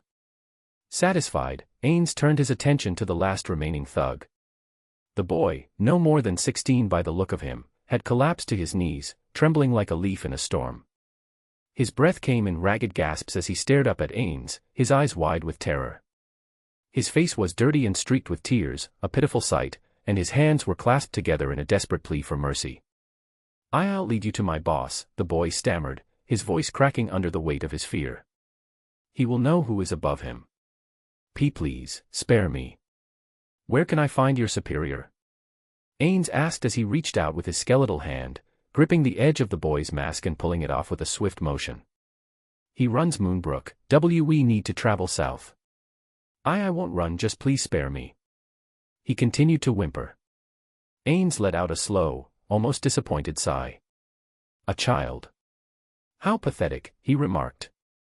Beneath it was a pale, gaunt face that bore the unmistakable signs of youth and malnutrition. The boy's eyes were wide and sunken, his lips quivering as he fought to form coherent words against his fear. His whole body seemed to shrink under Ainz's withering gaze. Beside him, Buku approached, her flamberga held casually at her side. The large sword gleamed ominously in the fading light, its jagged edges glistening with traces of blood from her earlier kill. She glanced down at the boy with the same look one might give a particularly annoying insect. We know where our next stop is now.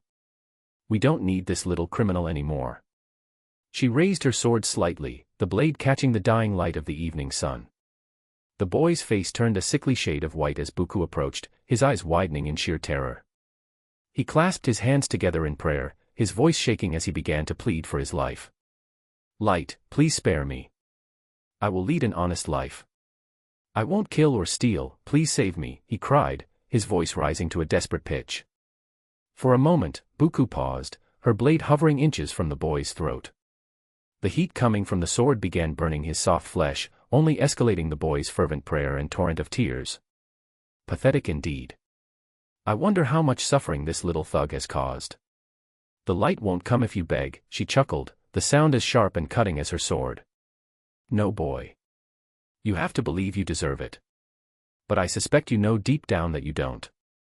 As much as she wanted to feel sympathy for the boy who likely joined the cartel because of his hard life, she felt nothing. The boy had made his choices and embraced a life of crime.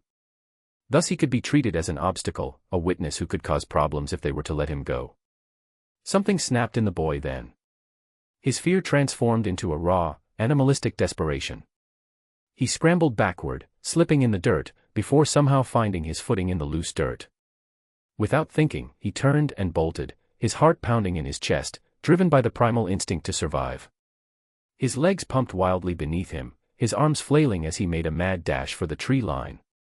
He didn't even glance back, the only thing that mattered was getting as far away from these monsters as soon as possible. Buku watched him run with mild amusement.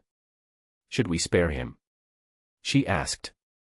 Ainz regarded the boy's retreating figure with calculating indifference. I don't see a reason why. It's safer to dominate him and let him guide us, he replied. Buku shrugged. Do you want to get him or should I? She asked casually. She could have caught up to him in a heartbeat if she exerted even a fraction of her power, but she was more than happy to let Ainz handle it if he so desired. I'll get him, Ainz replied calmly. He then teleported right in front of the boy who had no other choice but to crash into him as he couldn't change his momentum at the last moment, being untrained and lacking muscle. He bounced back and fell to the ground, dazed, his wide, terrified eyes staring up at the imposing figure before him. Ainz wasted no time. He raised his hand and cast, Dominate. A faint, eerie glow surrounded his bony fingers, and the boy's eyes glazed over as the spell took hold, doing exactly as it said in its name. His mind was no longer his own, completely in the control of Ainz. The boy stood stiffly, his posture robotic as he awaited orders. Ainz's voice was calm and collected, but there was a hint of satisfaction in it. You will guide us, he commanded. When Ainz rejoined Buku a few moments later, the two exchanged a brief look. Ainz waved his hand once more, summoning a gate to their next location, Moonbrook. Stepping through the portal, they were immediately greeted by the sight of a desolate town. Moonbrook was a rundown, decrepit place, with buildings that looked like they hadn't seen maintenance in years. Rotting wood and crumbling stone made up most of the structures, and the few residents who dared to venture outside quickly scurried back into the shadows as Ainz and Buku appeared. The moment they emerged from the gate, a larger group of Defias thugs surrounded them. They were clad in their usual ragtag assortment of armor, most of it stolen or scavenged, and their faces were obscured by their signature blood-red bandanas. Despite their numbers, there was a palpable sense of unease in the air. They knew, at least on some instinctive level, that they were out of their depth. Is your boss among them? Ainz asked the boy. The boy, still under the effects of Dominate, shook his head mechanically. No, master, he stated in a dull monotone. He is in that building. The boy pointed at a two-story wooden building that stood at the far end of the town. The building was slightly more intact than the others, but it was still worn and weathered, its once sturdy frame now sagging with age and neglect. The faint flicker of torchlight could be seen through the cracks in the shutters, and the sounds of muffled voices drifted through the air. Chain lighting, Ainz cast a spell with a lazy movement of his arm. His ability to control the magic grew with each cast and he could easily make the lightning jump through all the thugs with the fraction of a thought. The scent of charred flesh filled the air as their bodies convulsed in midair, eyes wide with shock and pain before collapsing into smoldering heaps around him, blackened and unrecognizable. The entire affair took mere seconds. As they fell in a circle around them, the remaining Brotherhood members hid away, hoping that by cowering in silence, they could avoid the fate of their comrades. The two guards who had been standing watch outside the larger building dropped their weapons and fled without so much as a glance back, leaving the way forward wide open. The building the boy had pointed to earlier now loomed before them, a weathered relic of what must have once been a proud structure, a fine two-story house. Its wooden frame creaked ominously in the wind, sagging in places as though it had given up the will to remain standing. Inside, the dim flicker of candles cast long, distorted shadows across the goods and stolen treasures that littered the room. The smell of dust and mildew hung heavy in the air, mixing with the stench of old sweat. Ainz and Buku strode inside without hesitation. At the far end of the room sat an older man, grizzled and scarred, behind a makeshift desk cluttered with half-empty flasks and ill-gotten loot. Beside him stood two hulking brutes, their muscles rippling beneath layers of poorly maintained armor, each gripping a heavy spiked mace in their meaty hands. The entire room was one large chamber, its windows boarded up and blocked by stacks of crates, allowing only the flickering candlelight to illuminate the grim scene. The hell is an undead doing in here? Guards, kill that thing. The older man barked, jumping to his feet, and ordering the two men to charge. The two brutes sprang into action immediately, charging forward with a surprising lack of hesitation. But they were no match for Buku. With blinding speed, she dashed, her flamberga slicing through the air in a deadly arc. By the time the older man had blinked at his guard's response, it was already too late. The older man could only stare in surprise as the two heads rolled off their shoulders and hit the dirty floor, followed by the thuds of their headless bodies. The thug froze in disbelief, his breath caught in his throat. His eyes darted between the headless corpses at his feet and Buku, whose blade was now pointed directly at his throat, glittering crimson. He swallowed hard but quickly tried to regain some semblance of composure.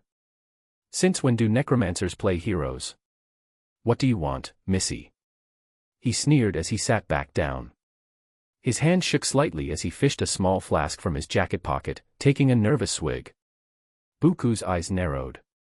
In one swift motion, she slapped the flask from his hand, sending it crashing into the wall where it shattered, spilling its contents across the dirty floor. You will tell us who runs Defias and where we can find him. Like hell I will, I am a dead man if I do, the man grunted back, glaring at Buku.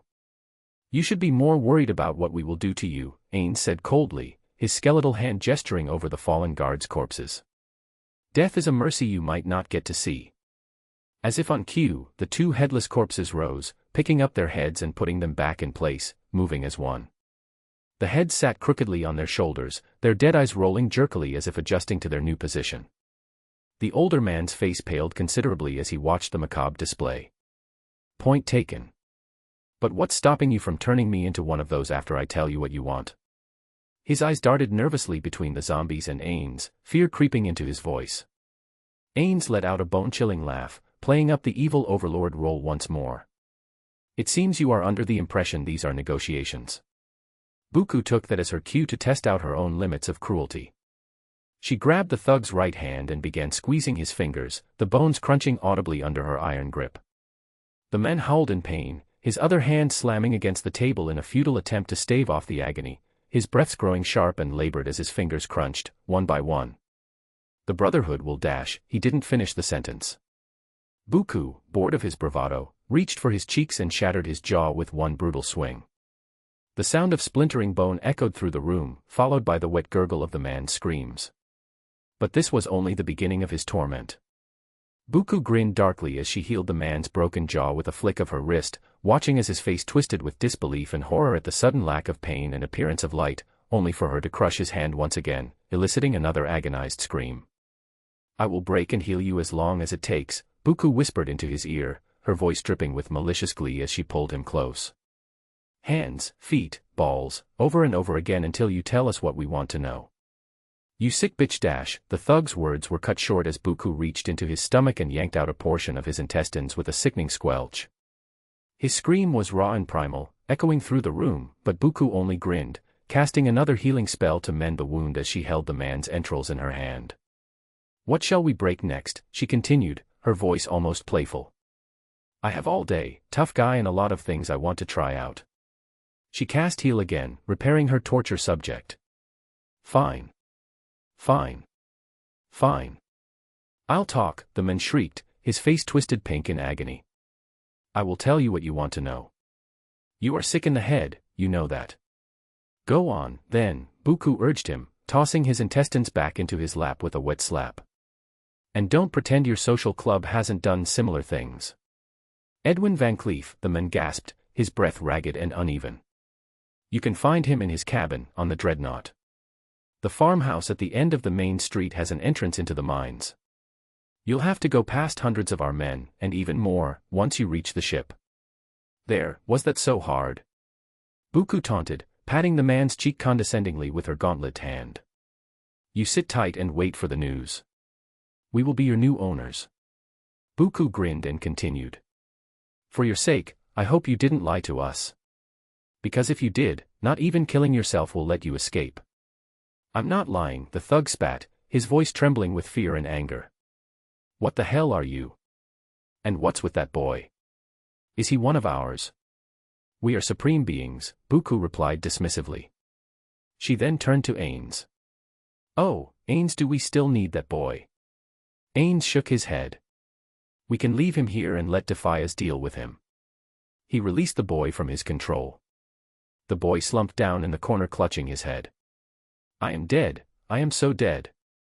Watch over these two. Ainz ordered the two zombies, if they try to leave this room, kill both. As they left the building, Ainz reanimated the corpses strewn across the street, ordering them to guard the premises until further notice. The shambling dead lined the perimeter, their dead eyes unseeing yet vigilant, ensuring no one would escape. Chapter 24. Ainz and Buku moved through the narrow winding tunnels shrouded by, perfect unknowable, a ninth-tier spell that not only made them invisible to the naked eye but also masked sound, heat, and scent, making them virtually undetectable to almost any means. The narrow tunnels, roughly hewn from the bedrock, gave off a stale, musty scent of damp earth and old sweat. Faint sounds of pickaxes clinking against stone reverberated in the distance, as did the occasional grumbled curse from a tired miner. Shadows flowed around the walls, cast by flickering torches, forming an almost dreamlike world of sharp edges and encroaching blackness. Though they could have simply killed their way through the Defias Brotherhood, leaving behind a field of corpses in their wake, the two took a more secret tack. Ainz was anticipating that the Brotherhood would soon be under control and thus it was best to maintain the potential workforce intact. In many respects, mindless slaughter wasted resources. There were better ways to get enough corpses than blindly culling the numbers of the crime cartel. Independent thinking still had its place as long as it wouldn't point its gears against him. The first part of their trek was an extensive network of winding mines, vast caverns with uneven floors and a network of interwoven tunnels. Hundreds of laborers, both free and enslaved, chipped away at the walls using basic tools, picks and crudely attached axes. Sweat poured from their brows, their frantic breaths filled the murky air. Many of them were thin, pale figures, bent and battered from years of constant hard labor and malnutrition.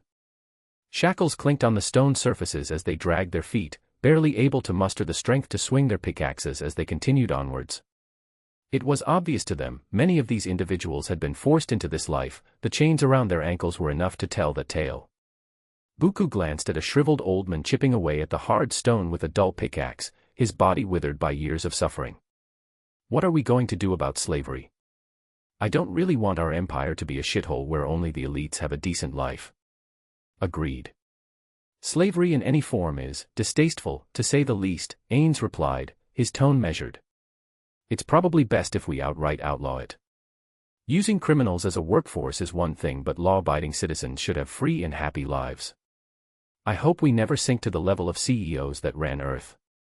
He didn't feel particularly sorry for any individual they passed. His skeletal form had long since stripped him of such feelings like empathy, but at the same time, he firmly believed in trying to rule with justice and fairness in mind, and making honest people slave away was not within those acceptable limits. He may no longer have the heart of a human, but the memories of his time on Earth remained vivid enough to guide his reasoning. I don't think. Buku's thoughts paused for a moment when they passed another worker, this time a young woman with raw and bleeding wrists from the chains. Ainz, we need to keep each other in check. Our humanity has slipped away very fast. Buku understood the dangers of becoming careless tyrants. Back when she was a human, the mere idea of torturing someone would have made her physically sick, but now she could do so with casual ease and had even enjoyed the process earlier. Ainz halted for a moment, contemplating her words. He knew that she was right. Their power and physiology had distanced them from the human emotions they once held dear, leaving behind only their solid love for each other as the rest gradually faded by the day. We will. It's important we don't become what we despise. Power is dangerous when unchecked. Their quiet moment of reflection was abruptly interrupted by the appearance of a hulking figure ahead of them, standing as a sentinel before a massive metal door embedded deeply into the stone wall. The massive humanoid creature was an ogre, a lumbering brute standing at nearly 3 meters tall, towering over the slaves around them. Its broad frame was both muscular and corpulent. The creature's singular horn jutted from the top of its head, and it wore nothing but a stained loincloth that hung loosely from its waist. Its dull, vacant eyes, lacking any signs of intelligence, stared straight ahead, its thick lips pulled into a dumb expression of confusion as if trying to remember what it was supposed to be doing. Ainz and Buku stopped in their tracks, taking in the scene around them. Behind the ogre, shadows moved in the periphery of their vision, more guards, lurking in the darkness. It seems like some sort of checkpoint. We'll have to wait to move further. Ainz informed his wife. Buku glanced at the ogre. Can't you try to use mind control on the big guy so he opens doors for us? She asked in response. The ogre let out a low, guttural grunt, scratching its belly absent-mindedly, unaware that it was the subject of conversation for two beings far beyond its understanding contemplating its fate. Not while, perfect unknowable, is active. We either blow our cover or wait. They're already on edge after what we pulled in Moonbrook. Ainz explained. Fair enough, Buku replied, circling around the ogre. She glanced at the huge warhammer slung over the creature's back. It was nearly the size of a grown man, displaying the ogre's monstrous strength. Look at the weapon, though. It seems suited to crushing boulders. Ainz nodded, his calculating gaze swept over the point of interest. Most certainly, brutal force is used here. The other guards hiding in the shadows are just fodder, numbers for the sake of numbers. Still, caution is more ideal. Buku sighed, her impatience barely concealed. Okay, let's wait about 10 minutes. If those doors don't open, I say we nuke the place and move on. Worst case scenario, it'll be assumed the ogre had a bad day and snapped, taking out the guards, she suggested. Ainz chuckled lightly, we are in no hurry. I doubt VanCleef will just disappear. Yeah, well, I'm not one for sitting around all day. Buku walked around the ogre with slow, deliberate steps, studying the beast, already thinking of how easy it would be to cleave through its skull with one swing of her flamberga. Sure, we can. Ainz stopped mid-sentence, stepping aside with an effortless grace. A group of 3 Defias patrolmen came into view, their idle banter echoing through the narrow passage, warning of their approach. Among them, 2 were men clad in tight leather outfits and the last was a woman in loose robes carrying a staff with a fire enchant. The guards strolled past, oblivious to the fact that 2 godlike individuals stood mere inches away. Their conversation was trivial, something about stolen goods and new slaves. The ogre grunted for them not to interrupt the work of the workers and let them pass after accepting a small note and shoving it into the belt holding his loincloth. Unknowingly, the group of 3 had saved the rest of the room by opening the metal door, moving past the checkpoint as they disappeared down the corridor. Well, that was convenient, Buku thought dryly, watching them go. The door slid shut with a dull clunk as they moved into the next area. They followed the trio, unseen and unheard. The hallway stretched before them, lined with worn stone walls and the distant clanging of mining equipment. The faint groans of the enslaved miners continued, their sounds growing fainter as the pair moved deeper into the hideout. Ahead, another metal door stood only partly closed, hinting at a larger chamber beyond. Ainz slowly pushed the door aside with minimal effort and let Buku pass first. As it creaked open, they were greeted by an odd aroma of wood shavings and freshly cut logs. What lay before them was an unusual contrast to the earlier mining operation, an open field-like area with stacks of neatly arranged logs and goblins scurrying about in the organized chaos. One particular figure caught Ainz's eye more than anything else present. One goblin stood out from the rest, encased in what appeared to be a humanoid mecha suit with a huge buzzsaw for one hand, a metal claw for the other, and a heavy stream of blackish smoke escaping from exhaust pipes in its upper back as it shuffled in place. Its tiny goblin head poked out from a makeshift cockpit, goggles strapped haphazardly to its face as it barked commands at the others. They have mecha. Just what is with this world? Buku couldn't help but let out an internal snort of disbelief. I don't know either. Ainz replied and glanced at the goblin in the mech suit again, almost in disbelief himself. The creature moved awkwardly like it hadn't quite mastered its mechanical monstrosity, but it was still undeniably dangerous in comparison to the rest of the mines. The buzzsaw spun wildly, sending sparks flying each time it nicked a stray piece of timber, clearly showing that work safety didn't exist as a concept for them. Let's just move on and worry about this another time. Agreed. Buku responded, still eyeing the reckless goblins who scurried around the mecha with no regard for their own safety. Ainz and Buku stepped into the next room, a blast of heat hitting them like a furnace. The metallic scent of molten iron and steel filled the air, mingled with the acrid stench of coal and oil the duo were only all too familiar with from their past life.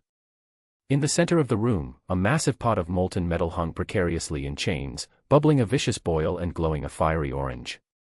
A group of goblins, with their mismatched, grimy clothing, scurried about, hammering, molding, and shaping metal plates, nails, and other goods with a clumsy but determined efficiency from the liquid that flowed their way.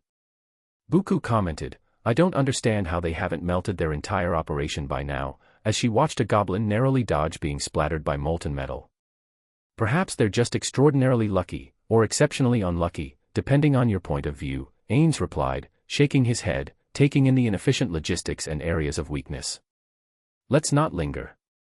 They moved past this area as fast as possible, soon emerging into an enormous cavern.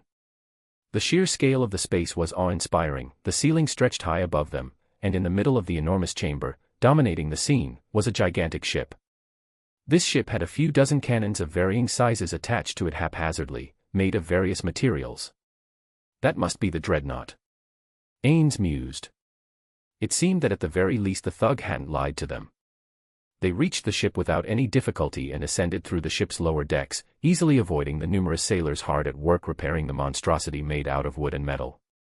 Though the ship looked formidable from a distance, up close it was clear that it was held together by little more than desperation and scrap metal, hanging for its life.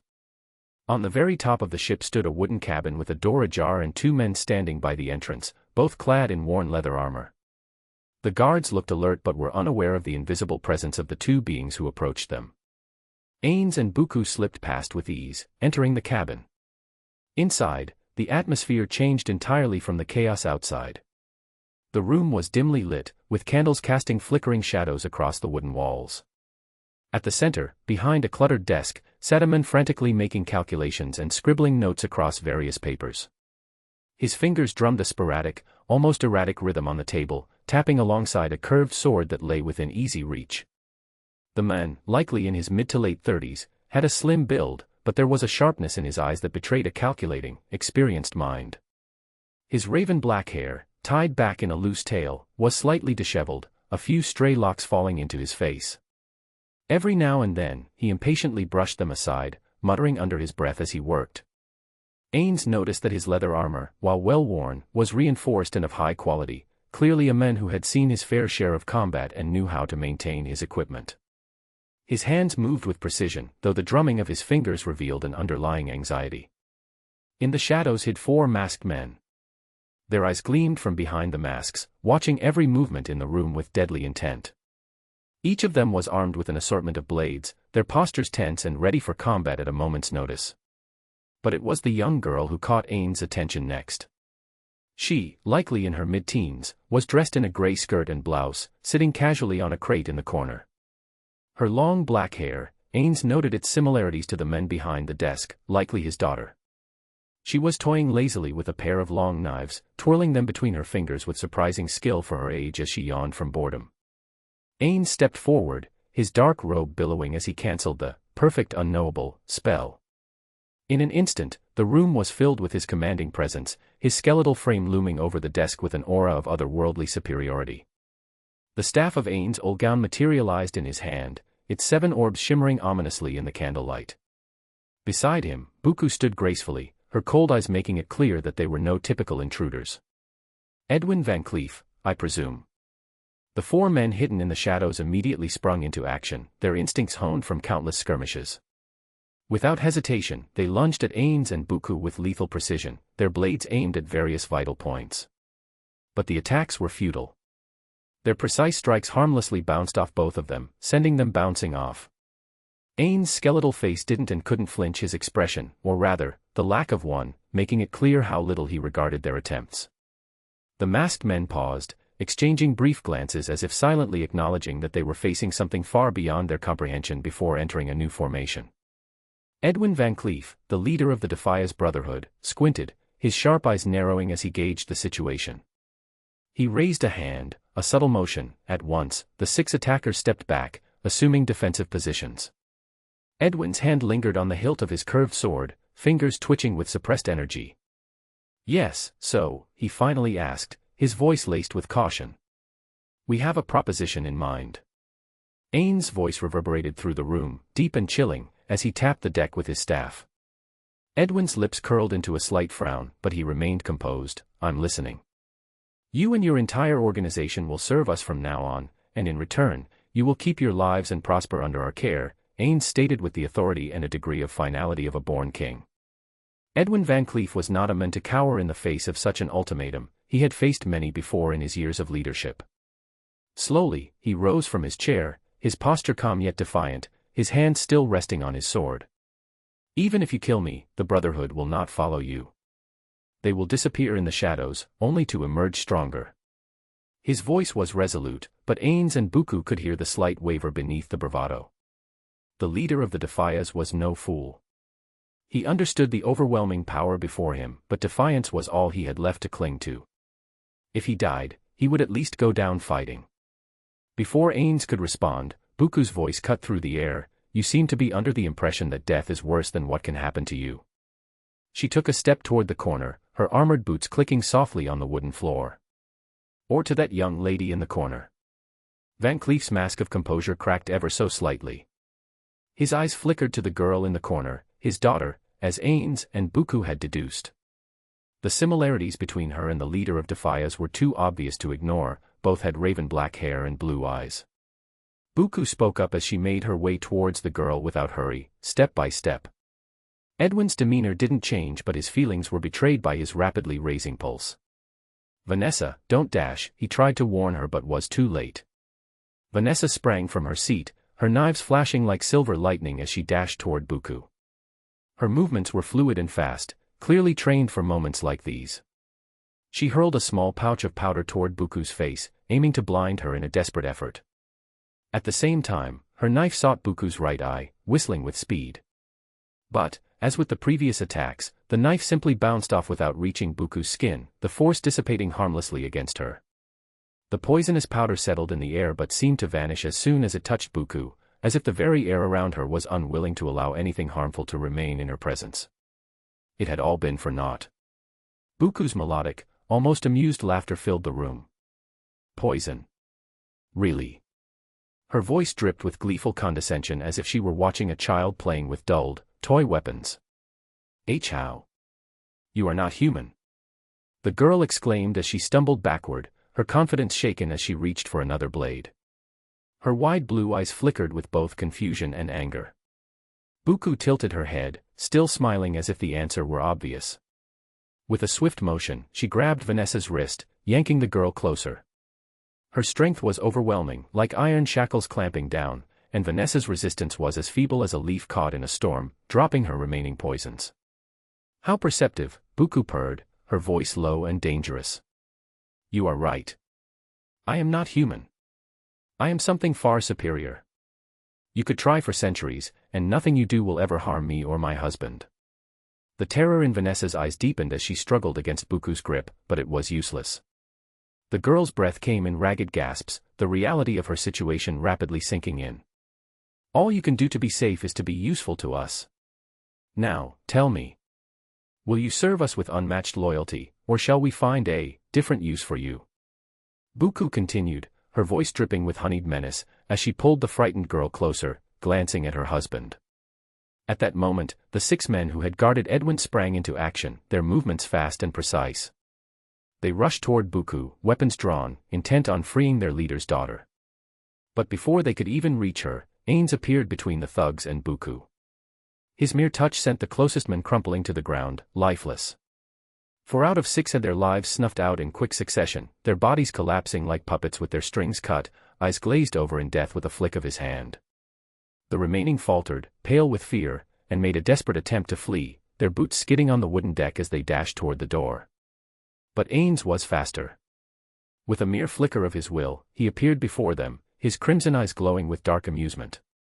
The 2 men shared the same grim fate as the monster before them delivered a swift death. Ainz waved his hand and the 6 figures rose before the terrified duo, their movements jerked and unnatural. They had been resurrected, not as living men, but as undead thralls under Ainz's absolute control. "Serve us in life," Ainz declared, his voice cold and final, "or serve us in death. Choose." Vanessa's knife finally clattered to the floor as she stared at the undead figures of her former guards, horror etched on her young face.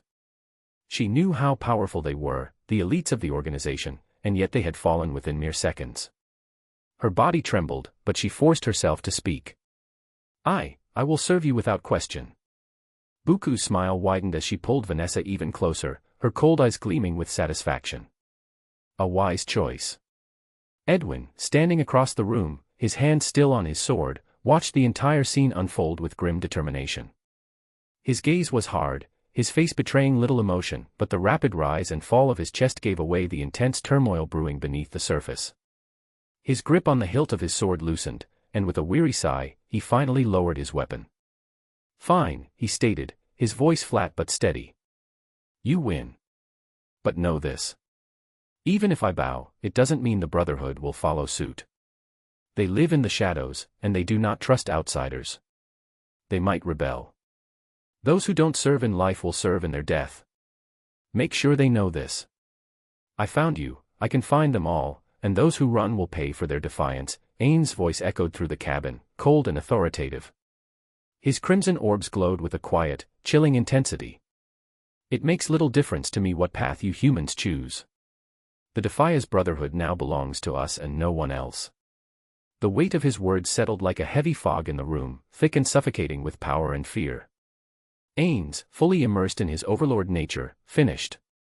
Demanding obedience came as naturally as breathing now, and he wasn't about to falter in such a moment. He and Buku had chosen this path, and now, all that remained was walking it with unyielding conviction. Edwin stood frozen for a moment, digesting the enormity of what had transpired. His mind raced, trying to grapple with the reality of his helplessness. "Before I spread the word," Edwin began, his voice strained but steady, "what do you plan to do with us? And what even are you?" These 2 beings were so powerful that highly trained assassins couldn't even scratch them. But that alone wasn't enough to scare him into submission. His eyes flickered over to his daughter, Vanessa, who had fallen silent after her failed attack, now standing rigid beside Buku. He couldn't afford to lose her, not to these beings whose motives were as alien as their power. The poison his daughter made was some of the most lethal toxins humanity had ever seen. What Vanessa threw into the woman's face should have killed her within seconds, yet it had been brushed off without as much as a cough. Edwin's sharp mind tried and failed to piece together the extent of their capabilities, but he knew one thing for certain: resistance was futile. "You will serve as our eyes and ears and help us establish our empire. As long as you serve with loyalty, you will be treated well." His skeletal fingers drummed lightly on the staff he had materialized. "We are known as the Supreme Beings," Ainz continued, his voice as calm and measured as ever, the kind of calm that only absolute power could provide. Buku, standing beside Vanessa with a serene smile, interjected smoothly. "If you don't do anything foolish, you will be in good care. We don't throw lives away needlessly, and we ensure that those under us don't lack what they need. But understand this."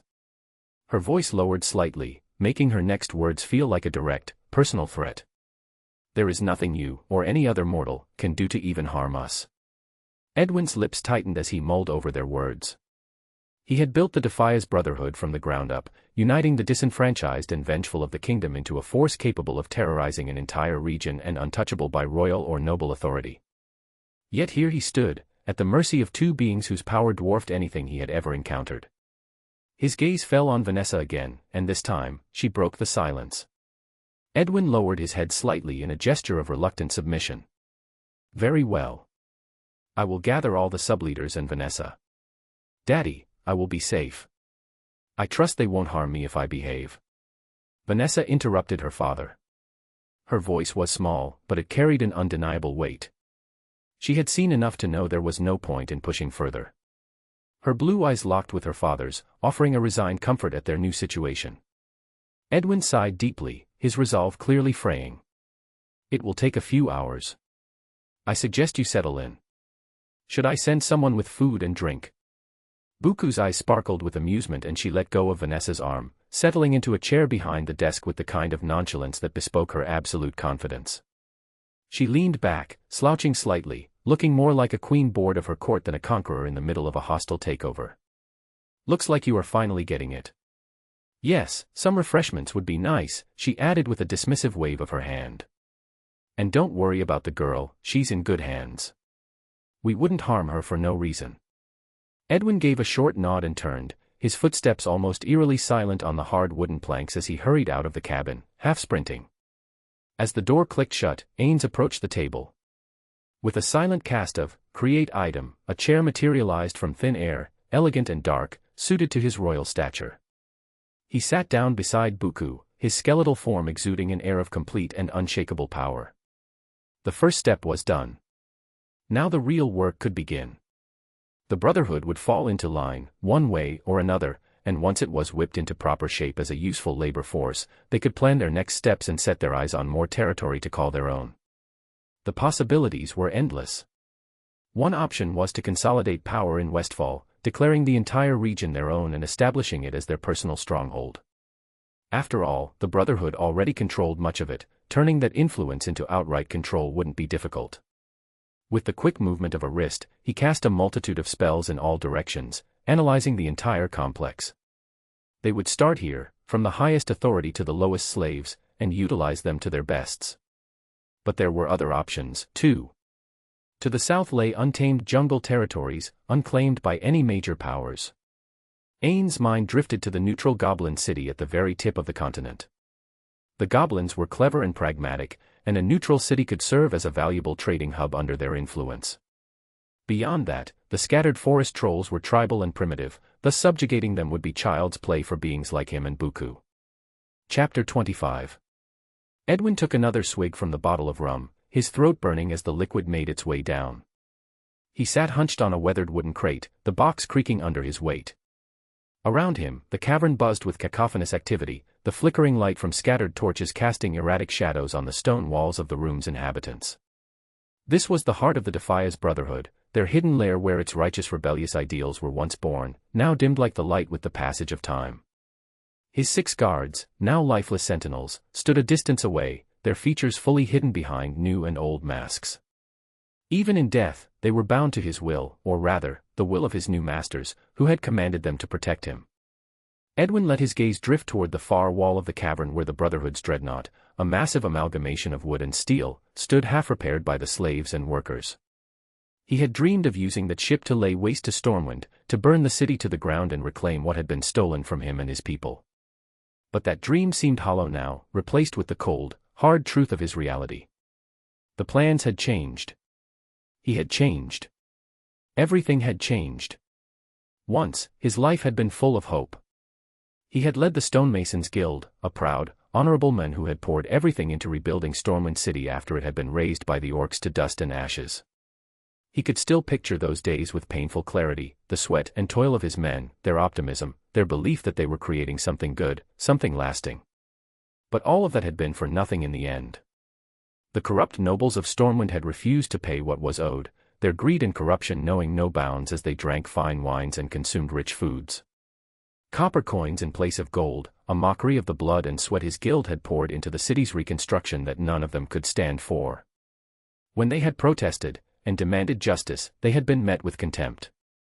So, in a righteous wrath, they had rioted against their lords. But the riots spiraled out of control faster than Edwin had anticipated, and it had culminated in Queen Tiffin's death, struck on the head by a stone in the chaos. At that moment, he knew, all was lost. The young King Varian Rin, grief-stricken and enraged, had declared the stonemasons outlaws, condemning them to death on sight and blaming them for everything that was wrong with the kingdom. Edwin recalled the events clear as day, How he had fled the city in the veil of the night with nothing more than a shirt on his back and his only daughter, Vanessa, cradled in his arms. Vanessa had been too young then, too innocent to understand the depth of betrayal that had been dealt to them. Over the years, Vanessa had grown into a shrewd and clever young woman, not only learning about the cruelty of the world from a young age but also thriving in it. She had been practically his stand-in in the headquarters when he was away.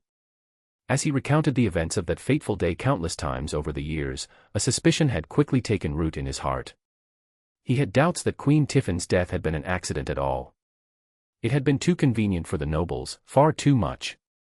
They had rid themselves of a queen who might have sympathized with the stonemasons and weakened the nobility's influence, and in her place, they had enraged the king, who was known for his quick temper, manipulating him into crushing their rebellion and strengthening their rule.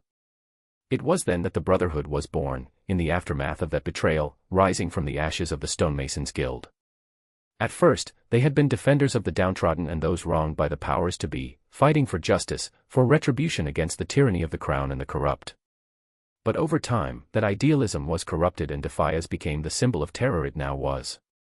And Edwin had let it happen. He had failed to stop the corruption from spreading, both in the Brotherhood and in his own heart.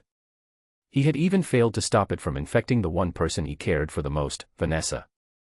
Until today, he had believed that Vanessa would one day inherit the title of the Defias kingpin and rule the human lands once they razed Stormwind to the ground.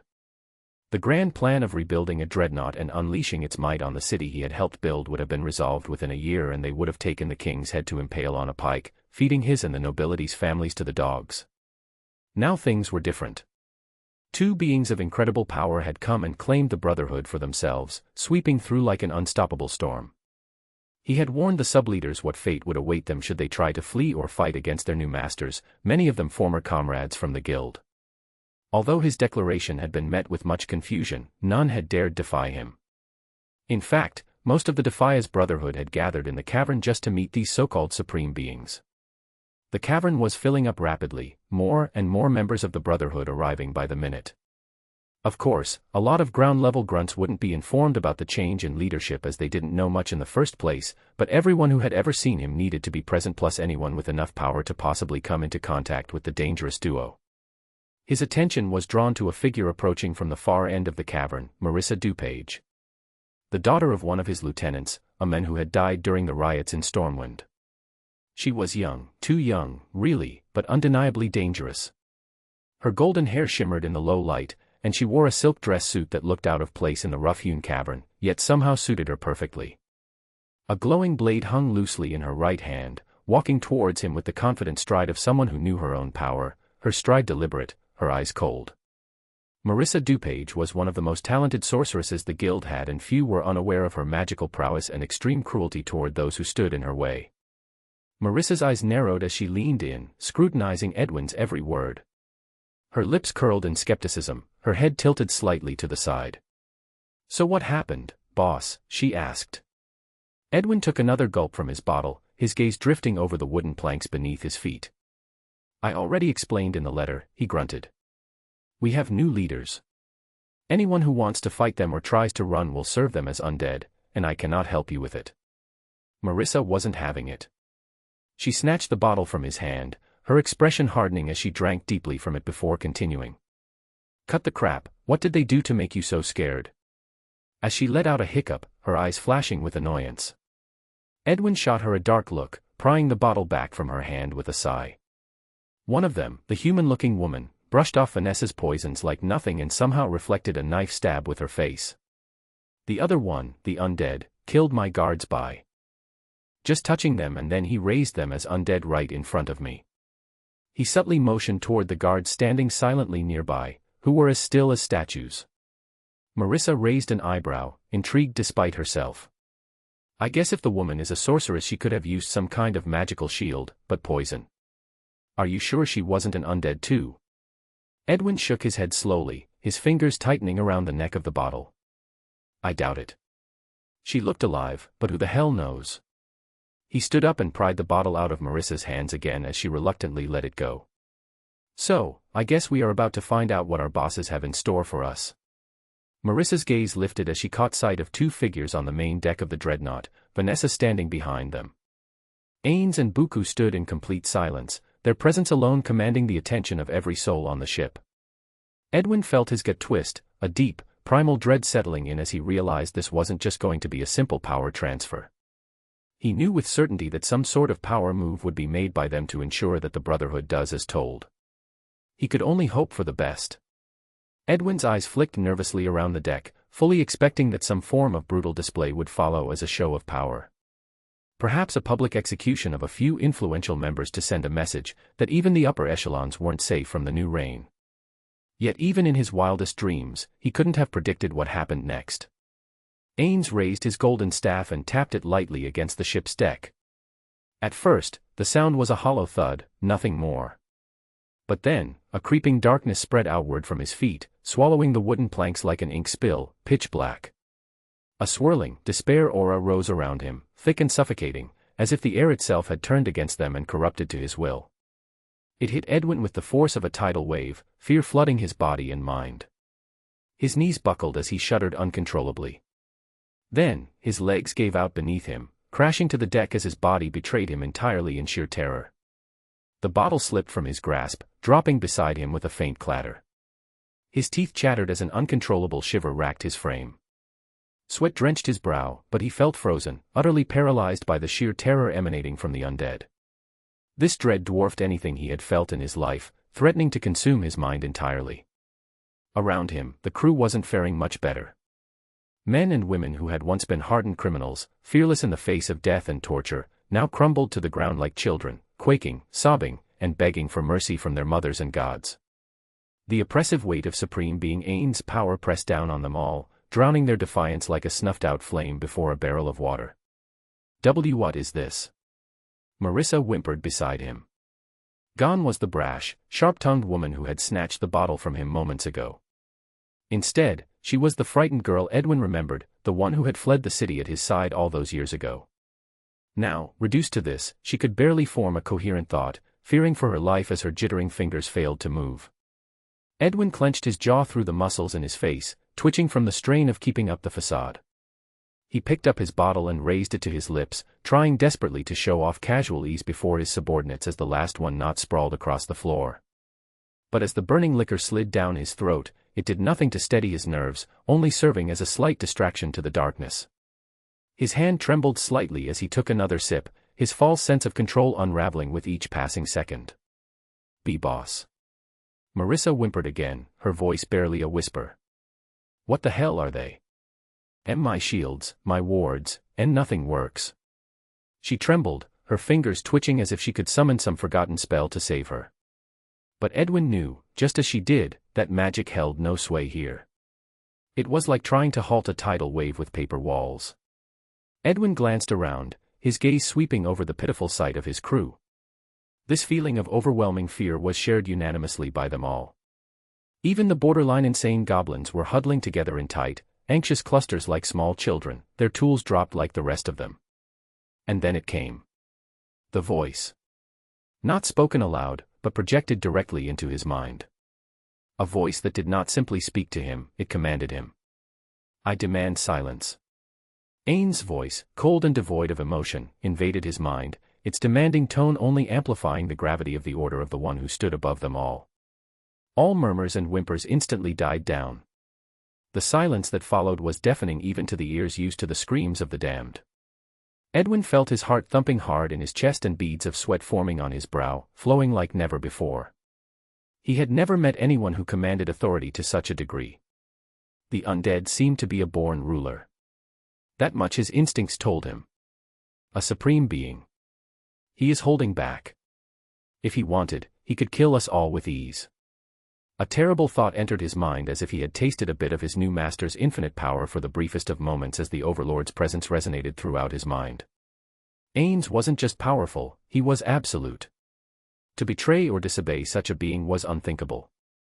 If before he had harbored the illusion that he could have taken his daughter and fled to start a new life somewhere else, then now he knew better. Now it seemed laughable. Futile.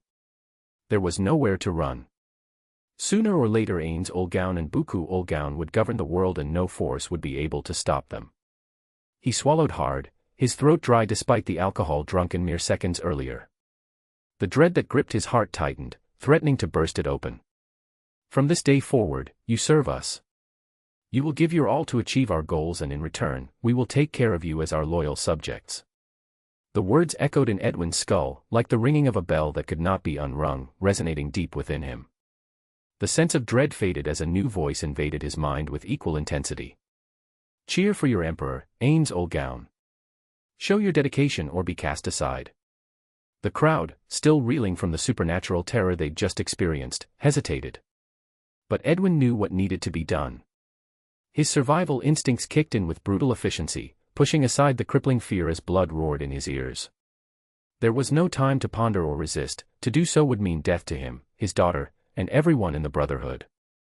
With every ounce of force he could muster, Edwin thrust his right arm into the air, his voice raw and desperate as he screamed at the top of his lungs, "Hail Emperor Ainz and Bukubukuchagama! Hail Emperor Ainz and Bukubukuchagama!" His cry split through the oppressive silence, hanging in the air like the crack of a whip. For a moment, no one followed, the crowd still stunned by the unreal reality of their new situation. But as if spurred on by his defiance of the silence, the others quickly followed suit.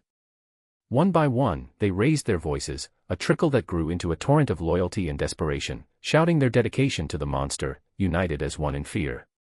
The collective shout resonated through the air, becoming an anthem of submission. A new era for the Brotherhood had begun. Ainz sat comfortably in his library corner, surrounded by towering bookshelves crammed with magical tomes and history books. He had made a cozy library corner for himself and studied the purchased literature with the devotion of a longtime scholar. Until he found a more permanent solution, he had settled on creating a fortress daily in the cavern to have a suitable headquarters, leaving behind the current infrastructure for his new subordinates to live in. The fortress itself was impressive, its sheer scale dwarfing everything else in the cavern. Each cast of the spell had given life to towering walls, grand halls, and elegant chambers, leaving Ainz with a stronghold more impressive than anything the Brotherhood had likely ever seen in their entire lives. The penthouse area, reserved for him and Buku, was a grandiose suite furnished with only the finest furnishings befitting the greatest rulers. Rich carpets sewn with gold thread, gilded furniture decorated with gems, and magic chandeliers that never went out, bathed the room in a soft, ethereal light. The balcony offered a view of the cavern, where the rest of the Brotherhood scurried like ants, aware that their every move was being watched by their new overlords. With a lot of extra space, he and Buku had only occupied the penthouse area, letting the rest of the rooms be taken by notable members of the Brotherhood as they saw fit.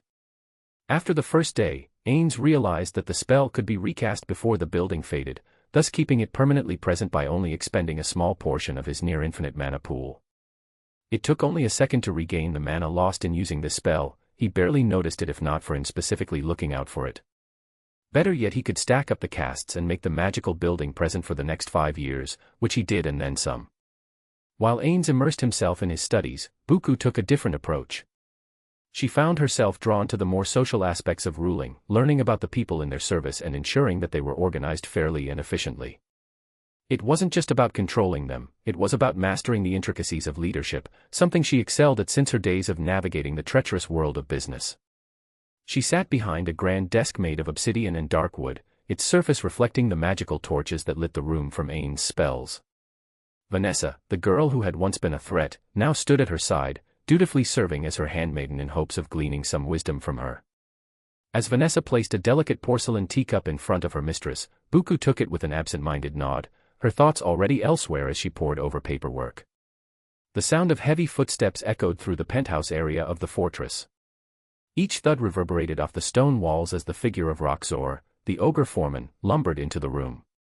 His hulking form was even more imposing indoors, the space seeming to shrink in comparison to his massive bulk. Despite his size, he moved with surprising care, his eyes wide with awe as he slowly approached the seated Buku. With a deep grunt, the ogre knelt before her, the floor trembling slightly under his weight. "Roxor, mistress," Vanessa introduced the ogre with a respectful bow. As an ogre, his speech is lacking, but I assure you, he is not as dumb as he sounds. Buku raised an eyebrow, the corners of her lips twitching in silent amusement. "We'll see," she said. She took a casual sip from her cup, the fragrant steam rising lazily into the air. "Tell me, Roxor, what do you do?" The ogre straightened his back slightly, proud of the role he held. His deep, rumbling voice struggled with each word, as if pulling them out of the air was a monumental task for his puny brain. Me, order, small ones. Make, work hard. Gather wood. Make, pointy things. He paused, scratching his chin thoughtfully as if he had just recited an essay of great complexity rather than crude sentences. Buku leaned back in her chair, setting the teacup down with a faint clink. Do you like your job? She continued, her tone light, as if she were chatting with an old friend rather than interrogating a hulking ogre. The question seemed to take Roxor by surprise. He blinked a few times before nodding his large head enthusiastically. Me, proud. Me good boss. Make tiny ones work hard. Me make sure no stuff stolen. Me, count everything. His thick fingers fumbled at his belt before pulling out a crumpled scroll. With great care, as though presenting a treasure, he held it out for Buku to inspect with 2 fingers. Wrote down numbers, he added with a hint of pride. Buku eyed the scroll, its slightly moist and smudged surface giving her pause. She wasn't about to touch anything that had passed through the ogre's grubby hands. She motioned for Vanessa to deal with the object. The young woman approached the scroll with a thinly veiled grimace, carefully unrolling it before her mistress. To her surprise, the writing on the parchment was relatively neat and legible for someone whose speech was like listening to rocks grind together. Adjusting her translation glasses, Buku skimmed over the numbers and details. Each figure was meticulous, listing the materials gathered, their quantities, and notes on the workforce assigned to repair the dreadnaughts. In the margins, simple yet insightful comments on shipbuilding had been jotted down, hinting at a deeper understanding than Buku had expected from the ogre. The ogre was clearly highly intelligent in the brain processing and observing department, one of the best she had seen so far today. She raised an eyebrow. Do ogres build ships? She asked, more to herself than anyone else. Roxor's face lit up, the pride in his accomplishment evident. Me pop build good ships. Horde proud. Me learned, he replied, his words slow and clumsy but filled with conviction. Buku leaned back in her chair, impressed despite herself. Good job, Roxor. Carry on. I'll remember your skills when we need to start building our fleet. The ogre beamed, chest puffed out as though she had just crowned him king of the shipbuilders. With a nod, he lumbered out of the room, his heavy footsteps fading into the distance. As soon as he was gone, Buku let out a long, exaggerated sigh. Good thing we have only one of him. I don't know if I could handle listening to this for long, she muttered, rubbing her temples. Where did the Brotherhood find that guy? Vanessa, still holding the damp scroll with 2 fingers like it was a diseased rag, looked thoughtful for a second. I think he was found half dead in the mines when the Brotherhood moved in. Apparently left behind by the Horde during some sort of infighting, although father never elaborated further. Buku frowned. Strange, I don't remember seeing ogres in Orgrimmar. They weren't present in Undercity either. I wonder why that is. From the corner of the room, Ainz, still engrossed in his study of arcane texts, offered a response without looking up. The current Horde was made by Thrall. Ogres were likely part of the old Horde, the one ruled by brute force and savagery. Ah, that explains it. Buku nodded, rolling her eyes as she remembered Roxor's clumsy speech. I can see why Thrall wouldn't want them around. The guy's smart, sure, but good grief, trying to have a conversation with him is exhausting. Anyway, she turned to Vanessa, what's next on the list? Roxor was the last one, mistress, Vanessa replied promptly, folding the scroll with a hint of relief and tucking it into a shelf. Father promised a full report of all current and planned Brotherhood activities by tomorrow. I believe there were some updates from Elvin and he prefers to give you the most up-to-date information. Buku stretched her arms above her head, stifling a yawn. I see. In that case, let's wrap it up for today. Go prepare a bath, she instructed, setting her cup aside, and then you're free to use the library. Take your time. You've earned it. Vanessa's eyes lit up at the mention of the library. She had been a quick learner, absorbing the lessons Buku gave her with remarkable speed and management. Her sharp mind and eagerness to prove herself made her an invaluable assistant. And, of course, Ainz personally ensured her loyalty with the help of his domination spell, erasing memories that the questioning even took place. Vanessa, by all means, had decided on near-fanatical devotion but planned to use her servitude as a means to grow in power and strive for a position of Buku's trusted right hand, not that the latter minded. Loyal servants were always appreciated. Chapter 26. Ainz gradually leafed through the extensive report, his skeletal fingers deftly flipping the parchment pages as he skimmed the details and soaked the important bits. Ainz and Bukubukuchagama provided information about all the Brotherhood activities from top to bottom. The sheer scale of the organization far exceeded even his expectations. They were no mere rabble of disgruntled stonemasons based on their origins. This was an organization that spanned the entire kingdom of Stormwind and beyond. They were allied with all kinds of groups from pirates to creatures called Naga across the world, a criminal ring that had immense power rivaling that of nations. There was even a short list of nobles in cahoots with them. One name, however, stood out: Katrana Prester. It immediately caught his attention. He already suspected her involvement in the Stockade riots, but this all but confirmed it. The woman seemed to have her fingers in more pies than the entirety of Stormwind's royal court combined. Yet, there were still some things that didn't sit right with him, matters that needed to be clarified. Ainz glanced up from the stack of parchments, his hollow gaze resting on Ainz and Bukubukuchagama, who stood awkwardly before him. The scent of alcohol lingered faintly in the air, a reminder that Ainz wasn't exactly a paragon of restraint. Yet, despite the stench, the man's sharp, calculating gaze hadn't dulled. In fact, he seemed as keen as ever. "You should refrain from using substances during working hours," Ainz commented, watching for the subordinate's reaction. Ainz stiffened, though he managed to maintain his composure. "I assure you, I am not impaired in any manner at the moment, Lord Ainz.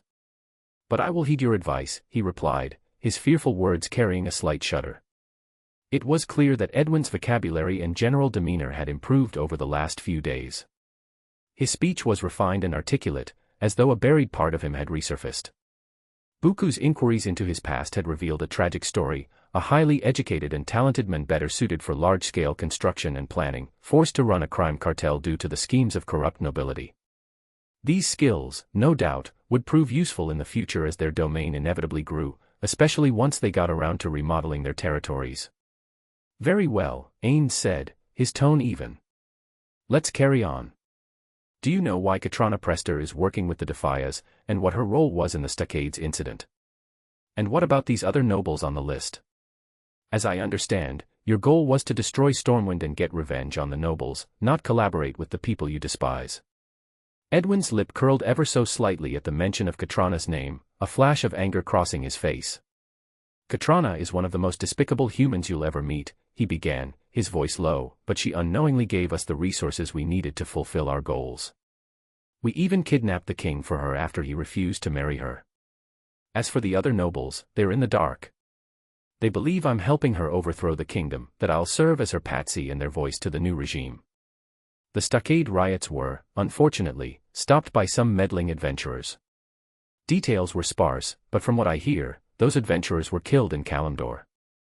It wasn't hard to see the burning hatred he felt for the nobles and likely wasn't happy either about hundreds of his subordinates being killed. It was I and Buku who cleared out the stockades. It was this conspiracy that led us to seek out who ran Defias and take over, Ainz calmly explained. Ainz's expression faltered, his eyes widening for a moment in disbelief. He swallowed hard, his posture stiffening, and his hand twitched toward his pocket before he caught himself. "You. I see," he stammered, visibly shaken. "That surely does explain it." Ainz let the man's discomfort hang in the air for a moment before continuing. Moving on to the next point. "I don't see any details about what happened to the previous king of Stormwind after he was delivered to the Naga. What became of him? There wasn't a lot of information about these creatures save for sparse descriptions depicting them as an intelligent aquatic race that was hostile towards almost all land-dwellers regardless of race or intent." Ainz's face tightened at the question. "Our job was only to kidnap and deliver King Varian alive, which we did. As for what happened after, I can only assume he's still alive. Otherwise, there would have been no point in keeping him alive during the capture. The Naga don't hire mercenaries for nothing. What they did with him afterward wasn't in our deal, nor do we have the means to investigate them thoroughly." Ainz tapped his skeletal fingers lightly on the desk, contemplating. "A fair assessment. Though it does complicate matters. If King Varian were to return one day, It would destabilize any progress we make in consolidating power, especially among the nobility formerly loyal to him. For now, however, we'll shift focus. The destruction of Stormwind is no longer our goal. He paused, looking directly at Edwin. But the elimination of certain nobles may still be required. We'll need to rule from the shadows, through proxies. Ever since he became an overlord, his intellectual capabilities had only grown and his mind naturally fell into creating ruthless, calculating patterns towards everything he wasn't personally attached to, determining the most efficient, quickest, and cheapest ways to topple their leaders and take over. Edwin's eyes lit up at this shift in strategy, even if he was still clearly disgruntled by the earlier admission. As you command, Lord Ainz. The nobles will be dealt with as opportunities arise. Ainz leaned back in his chair, his mind already formulating the next steps. One of the first things he and Buku had agreed on was that they didn't want to rule over ruins. No, they wanted a kingdom at its peak, vibrant with life, economy, and potential, brimming with life and satisfaction. If they could take over Stormwind through subtle means, then such an opportunity would not be overlooked in their pursuit of power. Edwin caught the thoughtful pause. Then what are your plans, my lord? His voice carried a hint of expectation. The Dreadnaught's construction is nearing completion, and our men are prepared to launch an assault on the city while Stormwind's fleets remain scattered across the seas. Ainz's empty gaze fell on Edwin, his mind already far ahead. The Dreadnaught's construction should continue. However, the assault is no longer the immediate priority. We will find other uses for the ship, there are other ways to use it more effectively. Meanwhile, Defias will need to be reorganized. I want the Brotherhood to evolve into an intelligence network, with all full criminal elements purged. When Buku is done with her assessments of the leaders, we will cull the useless ones and repurpose them as undead foot soldiers. Ainz laid out the base plan, his tone calm yet ruthless. Edwin flinched slightly at the casual mention of turning people into undead soldiers but masked it with a well-practiced nod. Lord, if we remove the Brotherhood's criminal side, how will we fund our operations? Banditry provides a majority of our gold and food supplies, especially those targeted at the wealthy. Ainz smiled inwardly at the question, as though he'd anticipated it. We will gradually look for ways to harvest food in covert ways, perhaps creating a public company that works with farmers to secure food in a more respectable manner. Self-sustainability is the ultimate goal once the labor force has been completely reorganized. As for gold. Ainz raised a hand, the air shimmering as his inventory opened like a rip in the fabric of reality.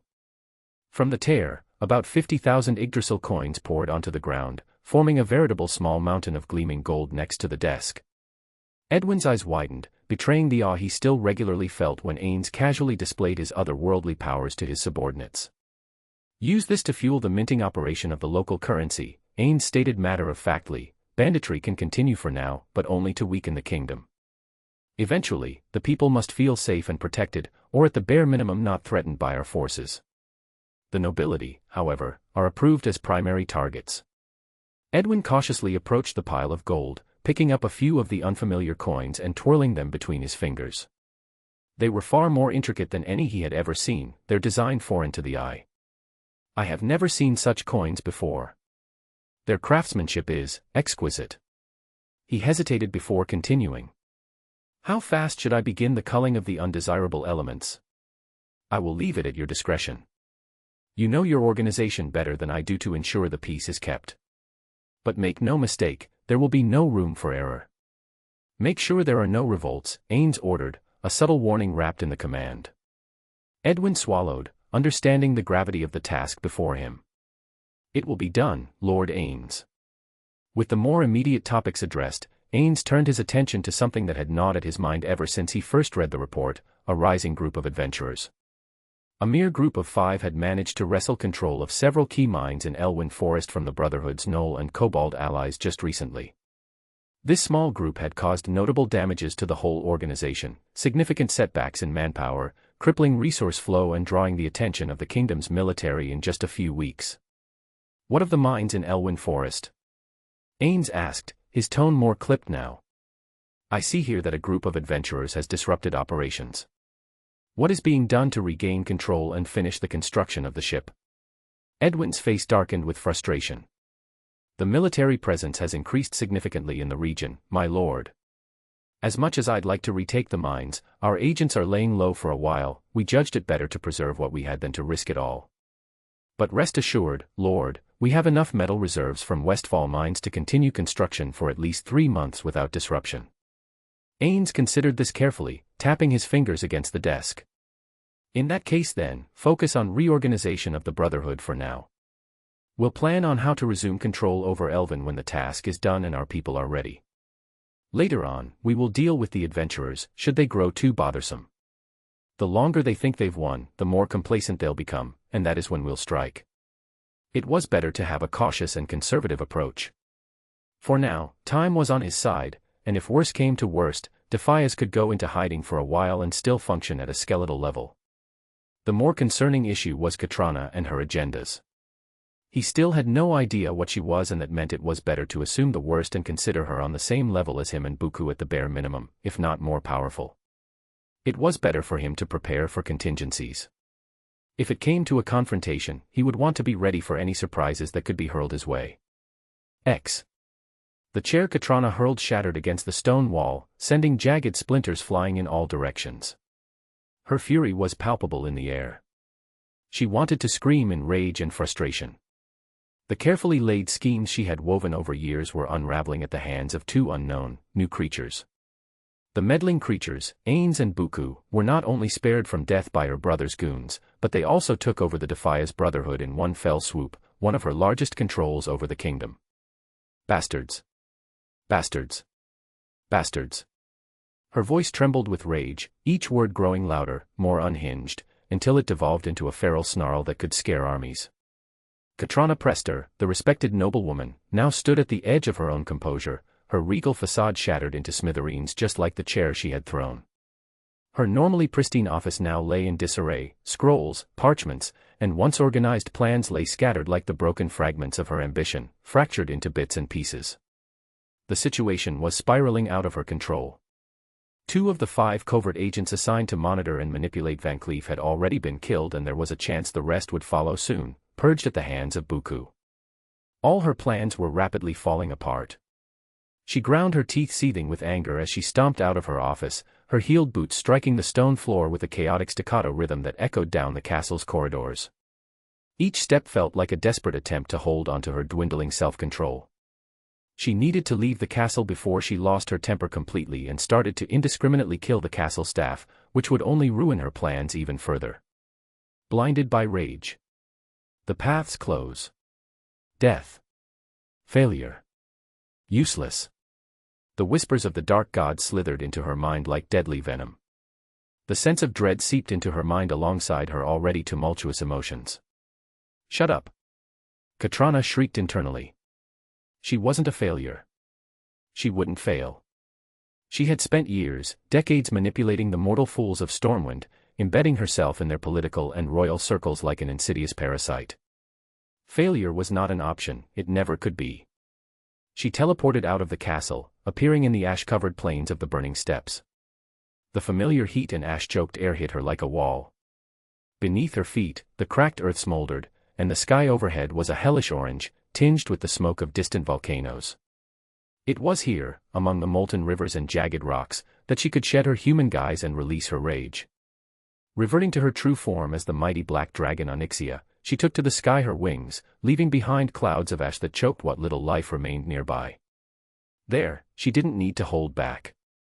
Her frustrated roars echoed through Nefarian's domain, parting clouds and stirring storms.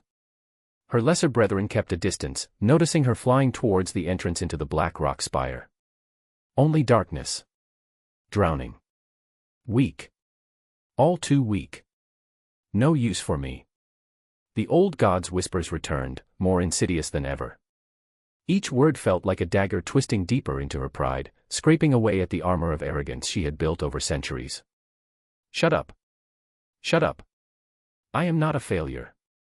Her wordless voice thundered through the skies, shaking the molten valleys below as she let out a roar so loud it made the mortal worms below hide in fear.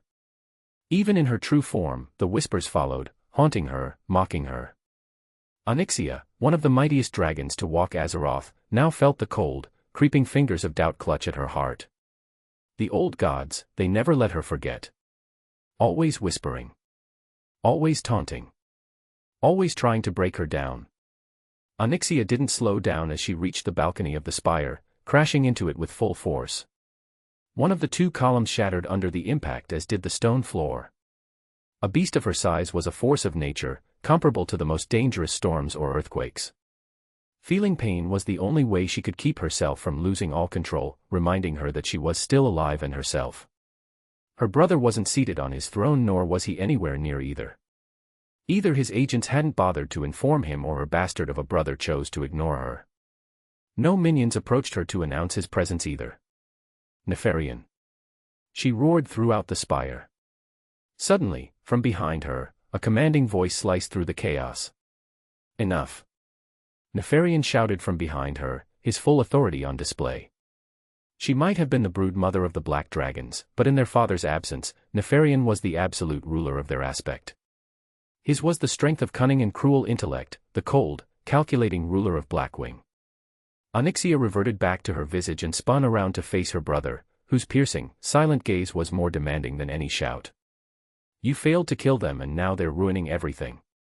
She spat, venom lacing her every word. Her fury could not be contained, boiling over in her voice as she stalked toward him, her hands clenched into fists. Nefarian raised his brow slightly, more amused than threatened. In a swift and brutal motion, his hand lashed out, striking her across the face. The sound of this assault echoed through the balcony throne room. Katrana stumbled back, clutching her cheek, her eyes wide with shock as the sting of the blow radiated through her skin. The faint red mark on her pale face was a cruel reminder of her brother's superiority as dictated by their power difference. You better watch your tone, sister. His voice was cold, unyielding. I am in no mood to deal with your tantrums.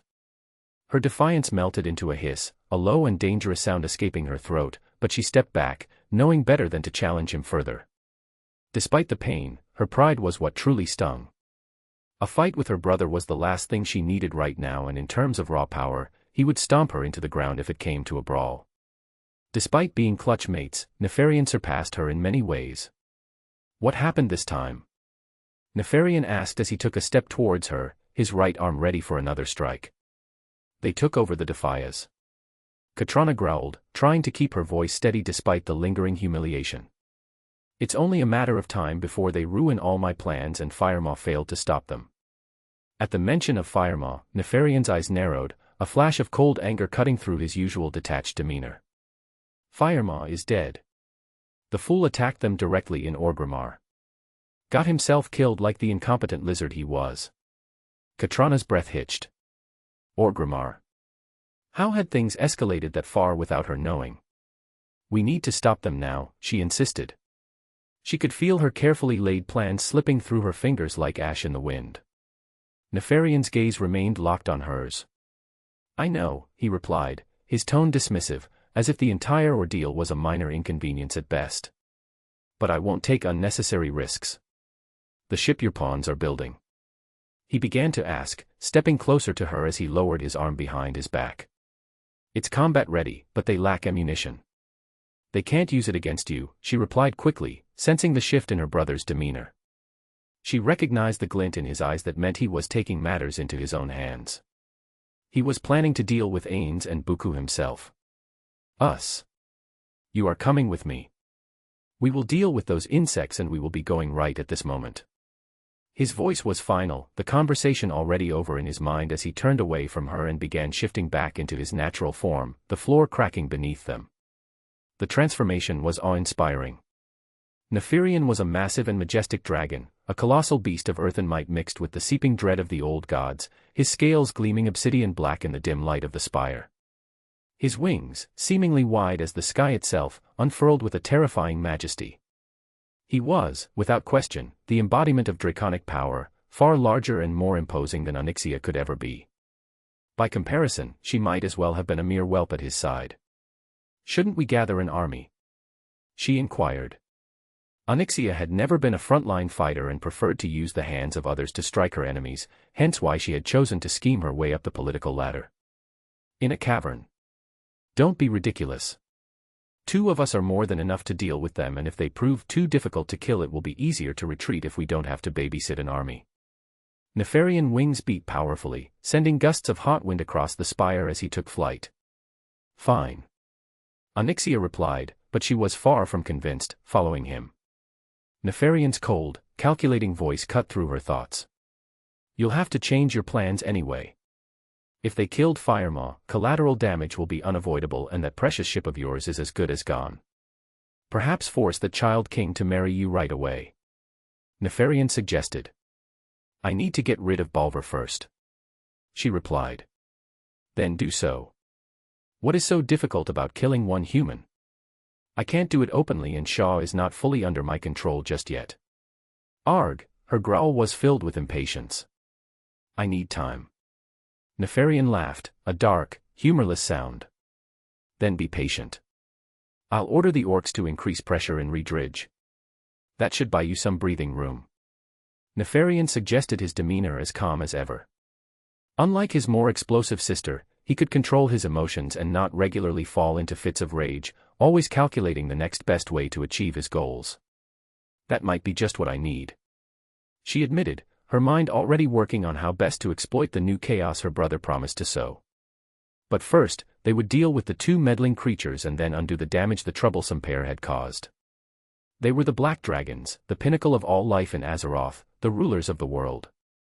Whatever Ainz and Buku were, they would fall before the might of Onyxia and Nefarian, that much was certain. Chapter 27. Ainz stood on the edge, overlooking the dimly lit expanse below, his glowing red eyes scanning the horde of freshly created Death Knights assembled in perfect formation awaiting his orders. The clank of their armor and the quiet hum of necromantic energy filled the air, a relaxing scene for his undead overlord mind. The Defias Brotherhood, now under his iron grip, had proven a useful resource. The corpses of discarded Brotherhood members were put to use daily as he cautiously increased the amount of summons and watched his energy reserves fluctuate, adding to their military and reliable labor forces. Corpses piled up daily as the cleaning of the crime cartel progressed by the hour, and Ainz had encountered a minor inconvenience, keeping the bodies fresh for necromantic use. He glanced toward the frozen remains stacked like cordwood, neatly preserved by powerful frost magic. An unexpected logistical problem, he muttered under his breath. Who would have thought running a criminal empire came with such mundane concerns? The cleanup was progressing smoothly, sweeping through the ranks region by region. Of course, smooth was a relative term when disposing of dozens of rebellious souls in the most efficient manner possible, especially when turning them into obedient foot soldiers for his undead army, but it was being done with little issue. If anything, the more that were killed the smoother it went. Although the list of summons differed from the game to some degree, he still knew what he could summon and for what cost, at least qualitatively. For now, it seemed that building a small army with powerful undead was the best option, as creating masses of zombies would be the easy part comparatively. Unfortunately, they did not provide the same benefit. A single Death Knight was a powerhouse that could plow through hordes of low-tier undead with ease, even when magical costs were matched. His strategy was simple, quality over quantity. And once he had enough Death Knights to patrol his most important regions, powerful liches would come next. Each lich, a powerful necromancer in its own right, could raise and control vast armies of lower-tier undead themselves, adapting on the fly on the battlefield. They were near the apex of undeath in Azeroth, and having a few of them would ensure that his dominion would be all but unshakable against this world's standard political forces. It was just slow going, being the paranoid spender he was. Stepping forward, Ainz began to issue commands with the ease of a general who had seen countless battles unfold before his eyes. You three, oversee the metal works in the lumber mill area. We need more materials if we are to continue the Dreadnaught's construction. You four, report to DuPage in Moonbrook and assist her with cleansing the city of all undesirable elements. You six, deal with the Knoll clans to the west of Moonbrook. As the Death Knights silently departed to carry out their orders, Ainz pulled out the to-do list and glanced over the next steps. He needed to give the list of orders for Edwin to issue among the sub-leaders. That's that. Now on to the next task. There was so much to do, as building up an empire from scratch turned out to be far harder than he imagined.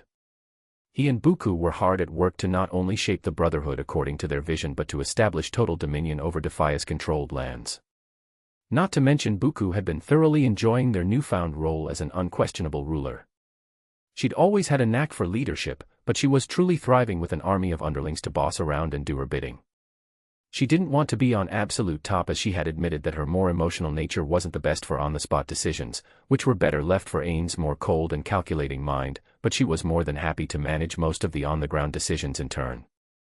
Ainz had to admit that ruling over mortals came naturally to him now, as long as he didn't trip over his own feet and let his human side with all its insecurities take charge. That part of him was but a faint whisper now, mostly clinging to his memories of Earth. In truth, what Artemal did to him and Buku wasn't just changing their bodies and making them more powerful. The whole process was more akin to reincarnation into something far superior to a mere human, with all the mental changes that came with it. Finding the men wasn't hard. The former kingpin of Defias spent most of his day in the cabin at the top of the Dreadnaught, working hard on reforms at Ainz' commands. The undead overlord felt no need to rush. He slowly descended the fortress, walking through the cavern towards the ship. His subordinates, noticing him strolling among the mortal men and women, lowered their heads and hurried out of his path. Good. For now, fear was necessary. The hardened criminals of the Brotherhood might have been difficult to subdue, but once they saw what happened to those who dared disobey, the idea of rebellion became a distant memory and snuffed out in its entirety. Fear was a powerful tool, after all. Some had fled, but they were quickly found by those loyal to Ainz and made a brutal example without any need for the overlord to lift a finger. He strode through the docks and up the makeshift steps leading to the top deck of the massive warship under construction. At the top, he found Buku sparring with Vanessa, offering tips and advice. The girl attacked with fierce determination, twin daggers flashing as she blitzed in a relentless flurry of strikes. Despite her efforts, Buku masterfully held her at bay effortlessly, using a single short sword in her right hand while simultaneously giving calm instructions in between parries to the young human. Ainz watched the scene with a certain amusement. He knew that Buku had taken a liking to Vanessa, who was quick to treat her like the mother she never had. From what Buku told him, Edwin had lost his wife soon after Vanessa's birth and had raised her alone as a single father, even amidst all the chaos and criminals that was the Brotherhood. The girl had felt little affection throughout her life, always striving to prove herself to the adults around her, growing whenever and wherever possible. Strike faster, but don't waste movement.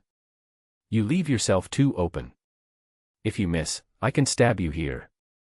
Buku's voice was firm but encouraging, her sword moving effortlessly to deflect Vanessa's wild stabs. If I can block it with one hand, it's a wasted effort. Think before you strike. I would not miss against a human, mistress. Vanessa shot back with a stubborn scowl, lunging forward again.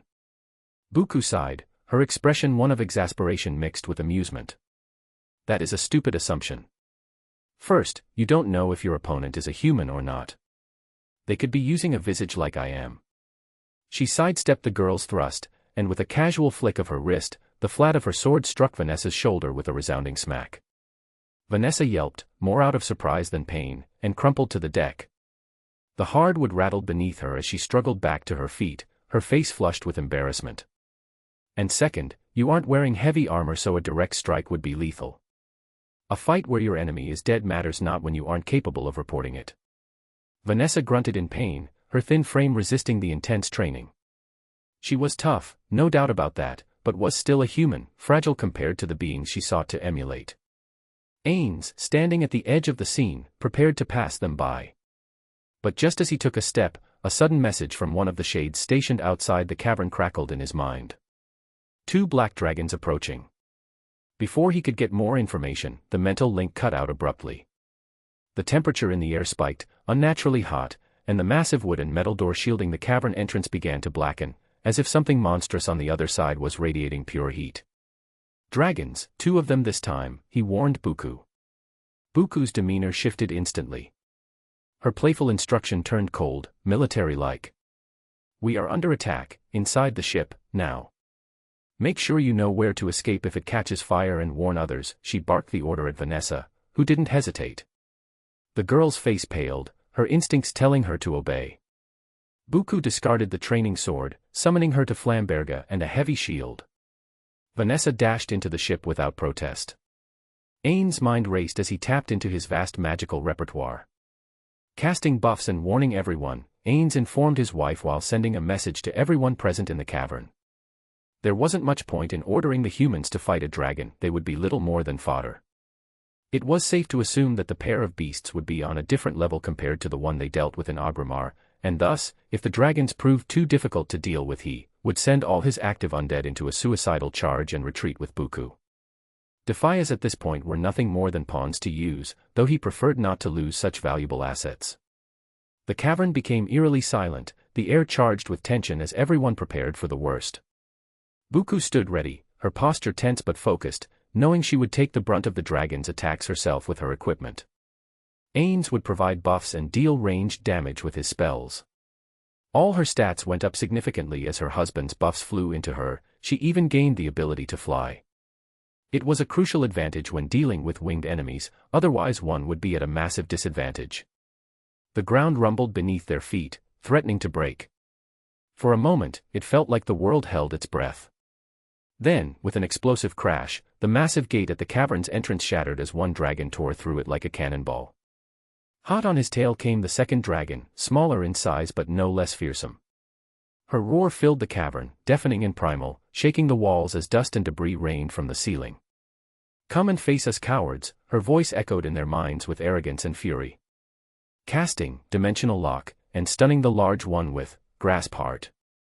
Ainz relayed the plan to Buku without hesitation, firing off his spells immediately. It was like watching a master strategist move pieces on a chessboard, each action calculated, each decision precise. The first spell would block any teleportation attempts, keeping the dragons trapped and within range, and the second spell would momentarily incapacitate the larger one, leaving the other one vulnerable to Buku's brutal offensive.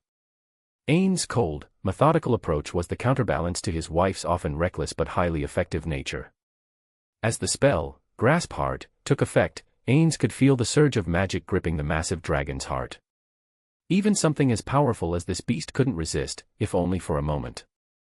The dragon's massive form shuddered as if gripped by an unseen hand, its roar turning into a guttural choke as he channeled even more power into his spell.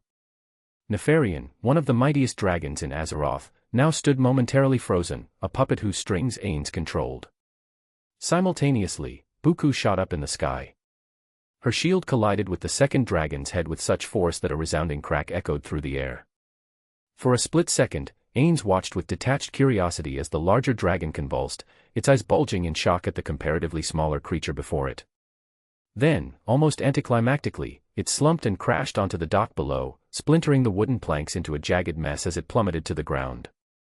The sheer weight of the beast caused the dock to buckle, collapsing into the water with a sickening crunch. 3 hapless onlookers were unlucky enough to get crushed beneath the beast's mass, their screams drowned out by the creature's final struggles. Ainz's mind registered their deaths with cold indifference. Collateral damage, he thought. Acceptable losses in the grand scheme of things. They would have to be raised later as less than ideal undead later. The second dragon, however, was far from finished. With a panicked roar, it flailed wildly, its wings thrashing as it recovered from Buku's attack. The creature turned its back in a desperate attempt to flee or reposition, a fatal error against the speedster. It was all Buku needed for a follow-up attack. She twisted her body, launching herself like a cannonball at her prey. Her trajectory was flawless as she struck the dragon's back between the shoulder blades.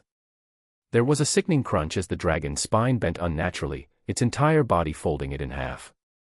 "Buku!"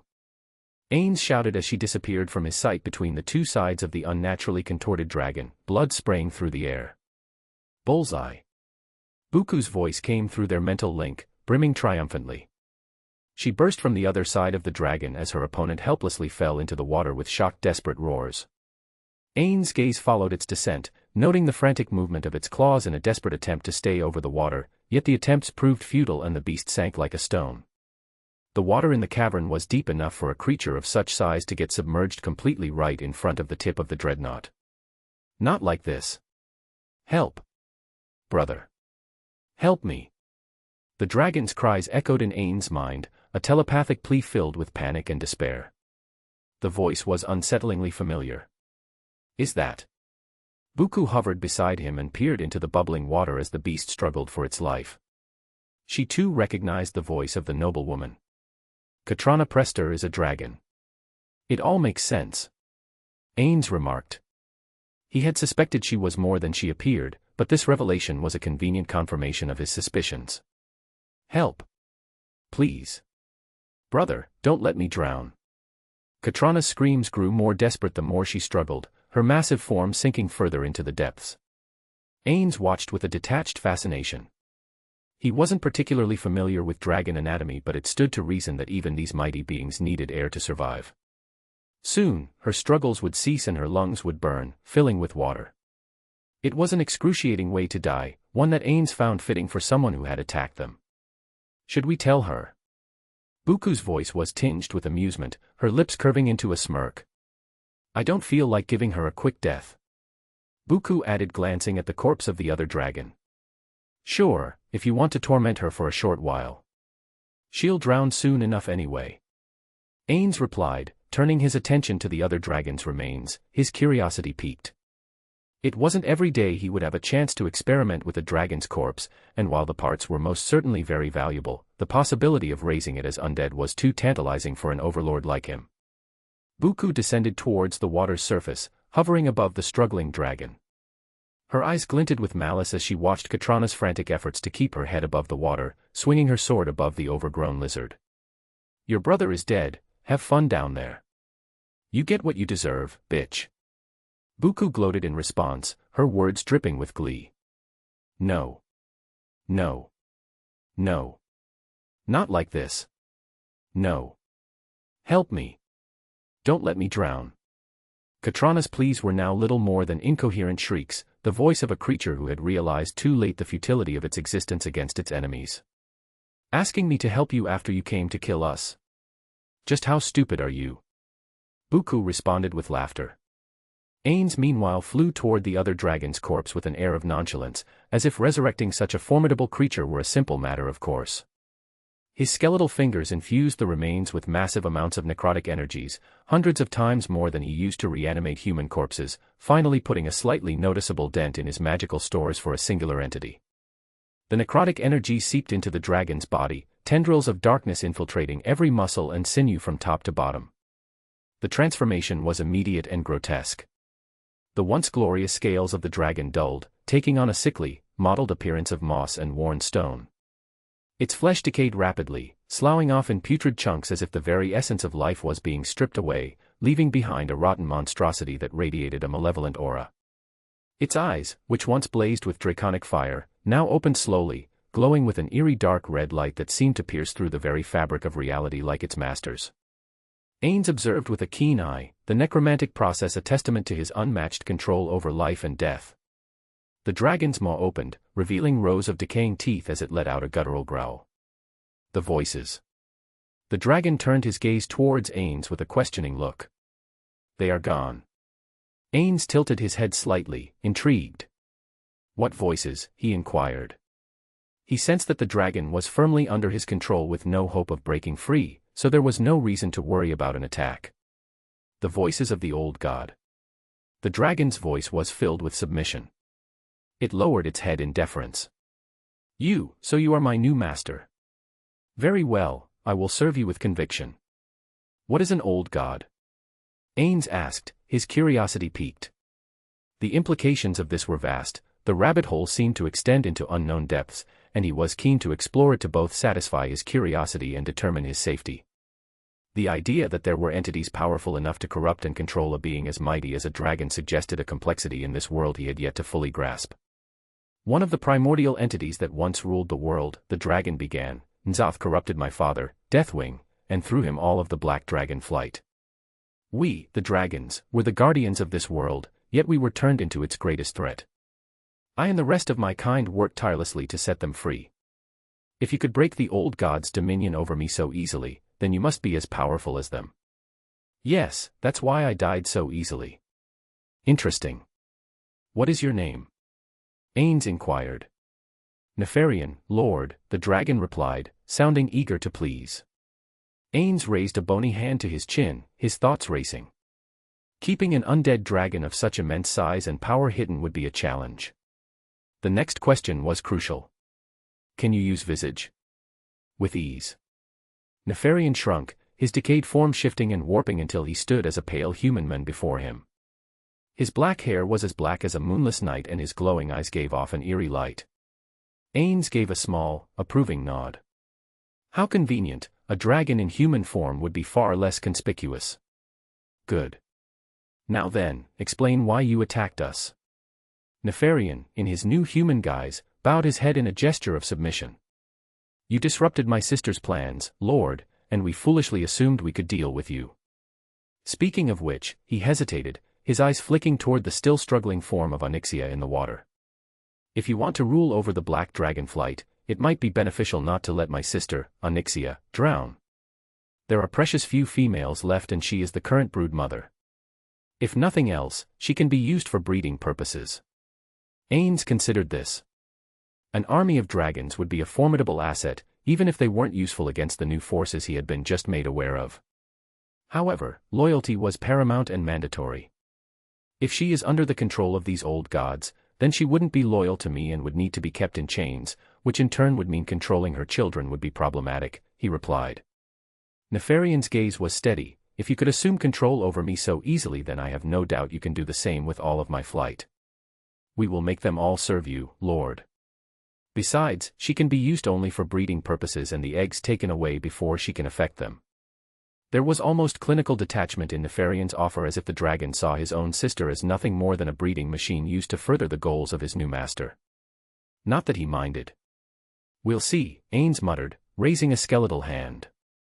He cast, Levitate Object, the spell wrapping around the floundering Onyxia like an invisible hand, lifting her massive head just above the water's surface. Her scales glistened wetly, her eyes wild with panic and rage as her limbs flailed. Buku appeared by his side, her presence as commanding as ever. So we're letting her live? That bitch tried to kill us, she questioned, her tone laced with irritation. Ainz's glowing eyes narrowed. Let's see how willing she is to serve, first.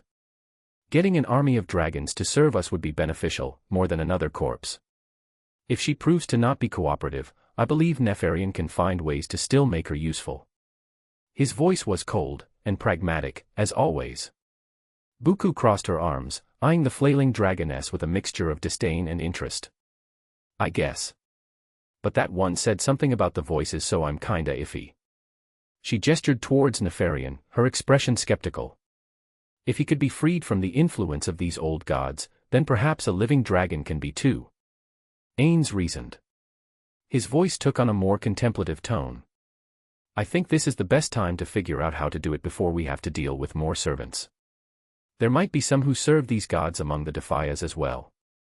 And if we can handle her, we can handle the rest. Good point, Buku agreed, her gaze sharpening slightly.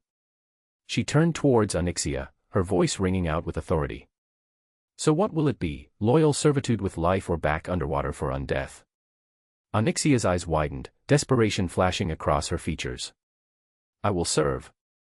Old gods be damned, she cried out, her voice strained and frantic. Her previous arrogance was replaced with sheer survival instinct, seeking anything to preserve herself. Ainz lifted her fully out of the water, setting her down at the cavern's edge. The dragoness was a pitiful sight, her once proud form now bedraggled and broken with wounds. Without serious healing, there was no way she would move on her own for quite some time thanks to Buku. Buku stepped forward, a faint glow of divine energy gathering around her. She cast a healing spell on Onyxia, pouring massive amounts of holy light into the dragon, making the beast glow with a radiant golden aura. The radiance enveloped her, as it suffused every inch of her being. During her studies about holy light late at night, she had found multiple mentions that the light could change the minds of people and make them more attuned to the light with the possibility to outright control them. With this knowledge in mind, she was putting all her effort into bending Onyxia to her will and making the dragoness recognize her as the absolute authority, pushing with all her might. Like golden chains, Buku's authority would shackle the very essence of Onyxia, rendering her unable to even think of betraying her new mistress. With a series of audible cracks, Onyxia's bones realigned as her wings spread out majestically. Her roar filled the cavern, echoing off the walls with deep reverberation. The transformation continued until she shifted into the familiar form of Katrana Prester.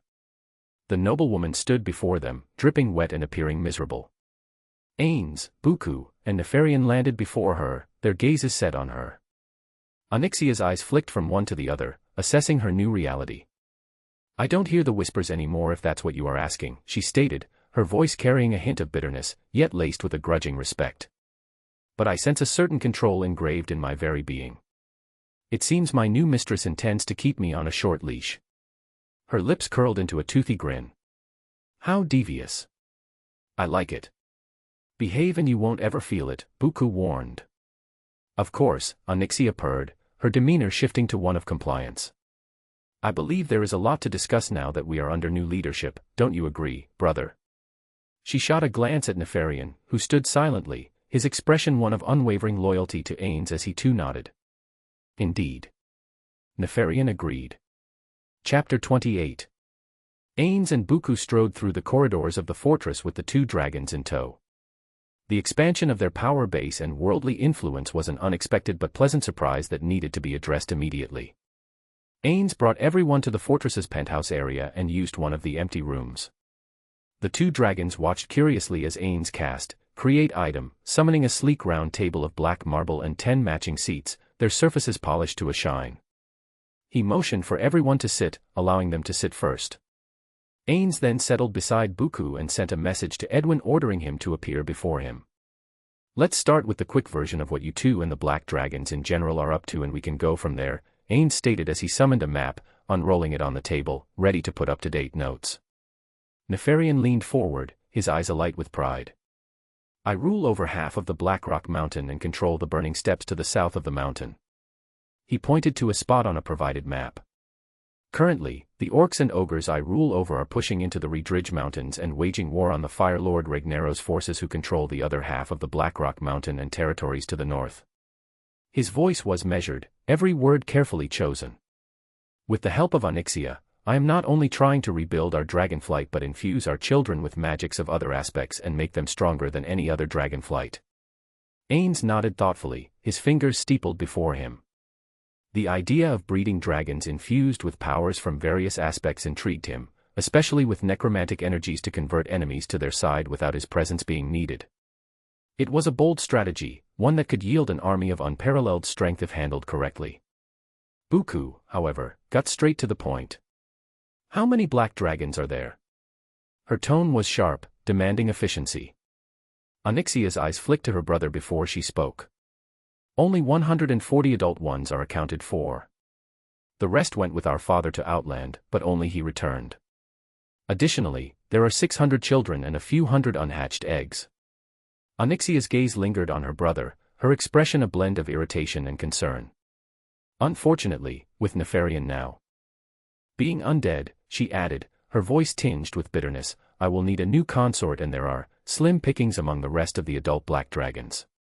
The air in the room grew colder, an unspoken tension crackling between them. It wasn't just about power or territory, it was about survival, about legacy.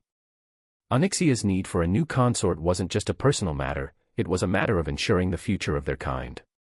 The sudden turn in conversation caught Buku completely off guard. Her usually composed demeanor twisted into an expression of pure revulsion. She blinked, trying to process the words that had just been uttered. I'm sorry, what? You two are mating. Her voice filled with disgust, her gaze snapping between the two dragons. Onyxia, in her human guise, shifted slightly in her seat, folding her arms defensively. Yes. My brother was the strongest available male black dragon. She met Buku's stare with a flicker of defiance, her lips curling into a smirk. Oh, don't look so disgusted, mistress, we are not the only clutch mates that have produced offspring. It is not rare among dragons, for we live long lives and have comparatively lower numbers and reproduction rates compared to the inferior races. Buku's eyes widened, the pieces clicking into place in the most horrifying way possible. And that hasn't produced some defective freaks. Her voice was sharp, incredulous, and utterly repulsed. She glanced between Onyxia and Nefarian, both of whom seemed disturbingly nonchalant about the whole incest affair. Worst of all, if she understood the term clutchmate correctly, it meant they were essentially twins, with the same genetic material, the worst type of incest. Nefarian tilted his head, the faintest hint of amusement dancing in his eyes. Why would it? Dragons are artificial beings created by titans. We do not have lesser blood of mortal beings. His voice was calm. But Onyxia does raise a valid point. As an undead, I cannot impregnate her, but I am curious if workarounds exist. We may have to experiment. Just stop. Buku cut him off, raising a hand as if to physically ward off any further explanation. I don't care what you do in private, but for fuck's sake, don't discuss it here. Ainz sat there in silence, his skeletal visage giving nothing away, refraining from commenting on the matter. Internally, he was considering the cultural norms of dragons and making plans on how to handle them accordingly. As a being who had shed his human form, his sense of morality and cultural standards were more fluid, more adaptable, more primitive almost. Dragons, he reasoned, were incredibly different from humans in almost every way. Their ways were alien, ancient, and not bound by the same taboos and approvals. Still, the revelation was unsettling, especially considering how nonchalant Nefarian and Onyxia were about it. It was a reminder that even in their human forms, these creatures operated on a logic far removed from that of mortals, a logic his own wife had yet to shed. Nefarian, picking up on the tension, turned to Ainz, his tone becoming more formal. Understood. Lord, would you prefer if I avoided details when reporting? Ainz paused, considering the question. I prefer to be informed about your plans to increase the number of dragons and what resources are required for the task, he said slowly. But keep it in writing, and only report to me. Nefarian nodded, a small, respectful bow of the head. As you command, Lord. Onyxia remained silent, her gaze darting between Buku and Ainz. She seemed to understand that while she and her brother found nothing wrong with their practices, this was a delicate subject in the presence of their new masters, particularly the former. Ainz shifted the conversation back on track. Moving on, is there anything else? Nefarian hesitated for a moment, as if weighing whether to bring up another potentially controversial topic. Finally, he spoke. The rest of the dragons will need the same cleansing that I and Onyxia received and, even if freed from whispers, some may decide to remain loyal to N'Zoth. The same goes for lesser races under my command. There are a lot of cultists worshipping the old gods and might oppose your goals, especially among those close to the front lines. A twisted smirk curled at the edges of his mouth. I believe you will get mountains of corpses to work with after I cleanse your new domain. Ainz leaned back, fingers steepled in front of his face, a contemplative look on his skeletal features before speaking. Carry it out, he was cut short as the door creaked open. Ah, Edwin, Vanessa, glad you could make it. Take a seat. He gestured toward the empty chairs. The atmosphere in the room shifted the moment the VanCleefs entered. Edwin froze, his eyes narrowing in disbelief as he caught sight of Onyxia. Prester? Is this a joke? He tried to pull back, but Vanessa dragged him forward with an exasperated sigh, clearly annoyed by his reluctance. Onyxia's lips curled into a sadistic smirk, her eyes glinting with malevolence. My, if it isn't my favorite unwitting toy. We serve the same master now. Don't gloat, beast, Edwin shot back. His gaze burned with a mix of hatred and helplessness as he stared at the dragoness, fully aware now that the noblewoman he had been so close to bringing down was one of two dragons that had just attacked their base. The realization was like a dagger to his pride, twisting and tearing at the remnants of his defiance. He had never stood a chance. Onyxia couldn't resist twisting the knife further, her amusement evident in every syllable. I guess it's my turn to explain my dealings. She took perverse pleasure in watching Edwin's composure crumble, knowing that his dreams of revenge against her and the rest of the Stormwind nobility were now impossible and little more than ashes in the wind. Go on, Ainz replied, his tone flat, though his red eyes gleamed with interest. He shot a glance at Edwin, a silent command to listen and learn where his true place now lay. Edwin sat down beside his daughter, his posture rigid with suppressed fury.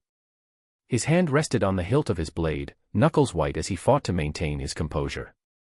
His eyes bore into Onyxia, but he knew better than to act on his immense rage.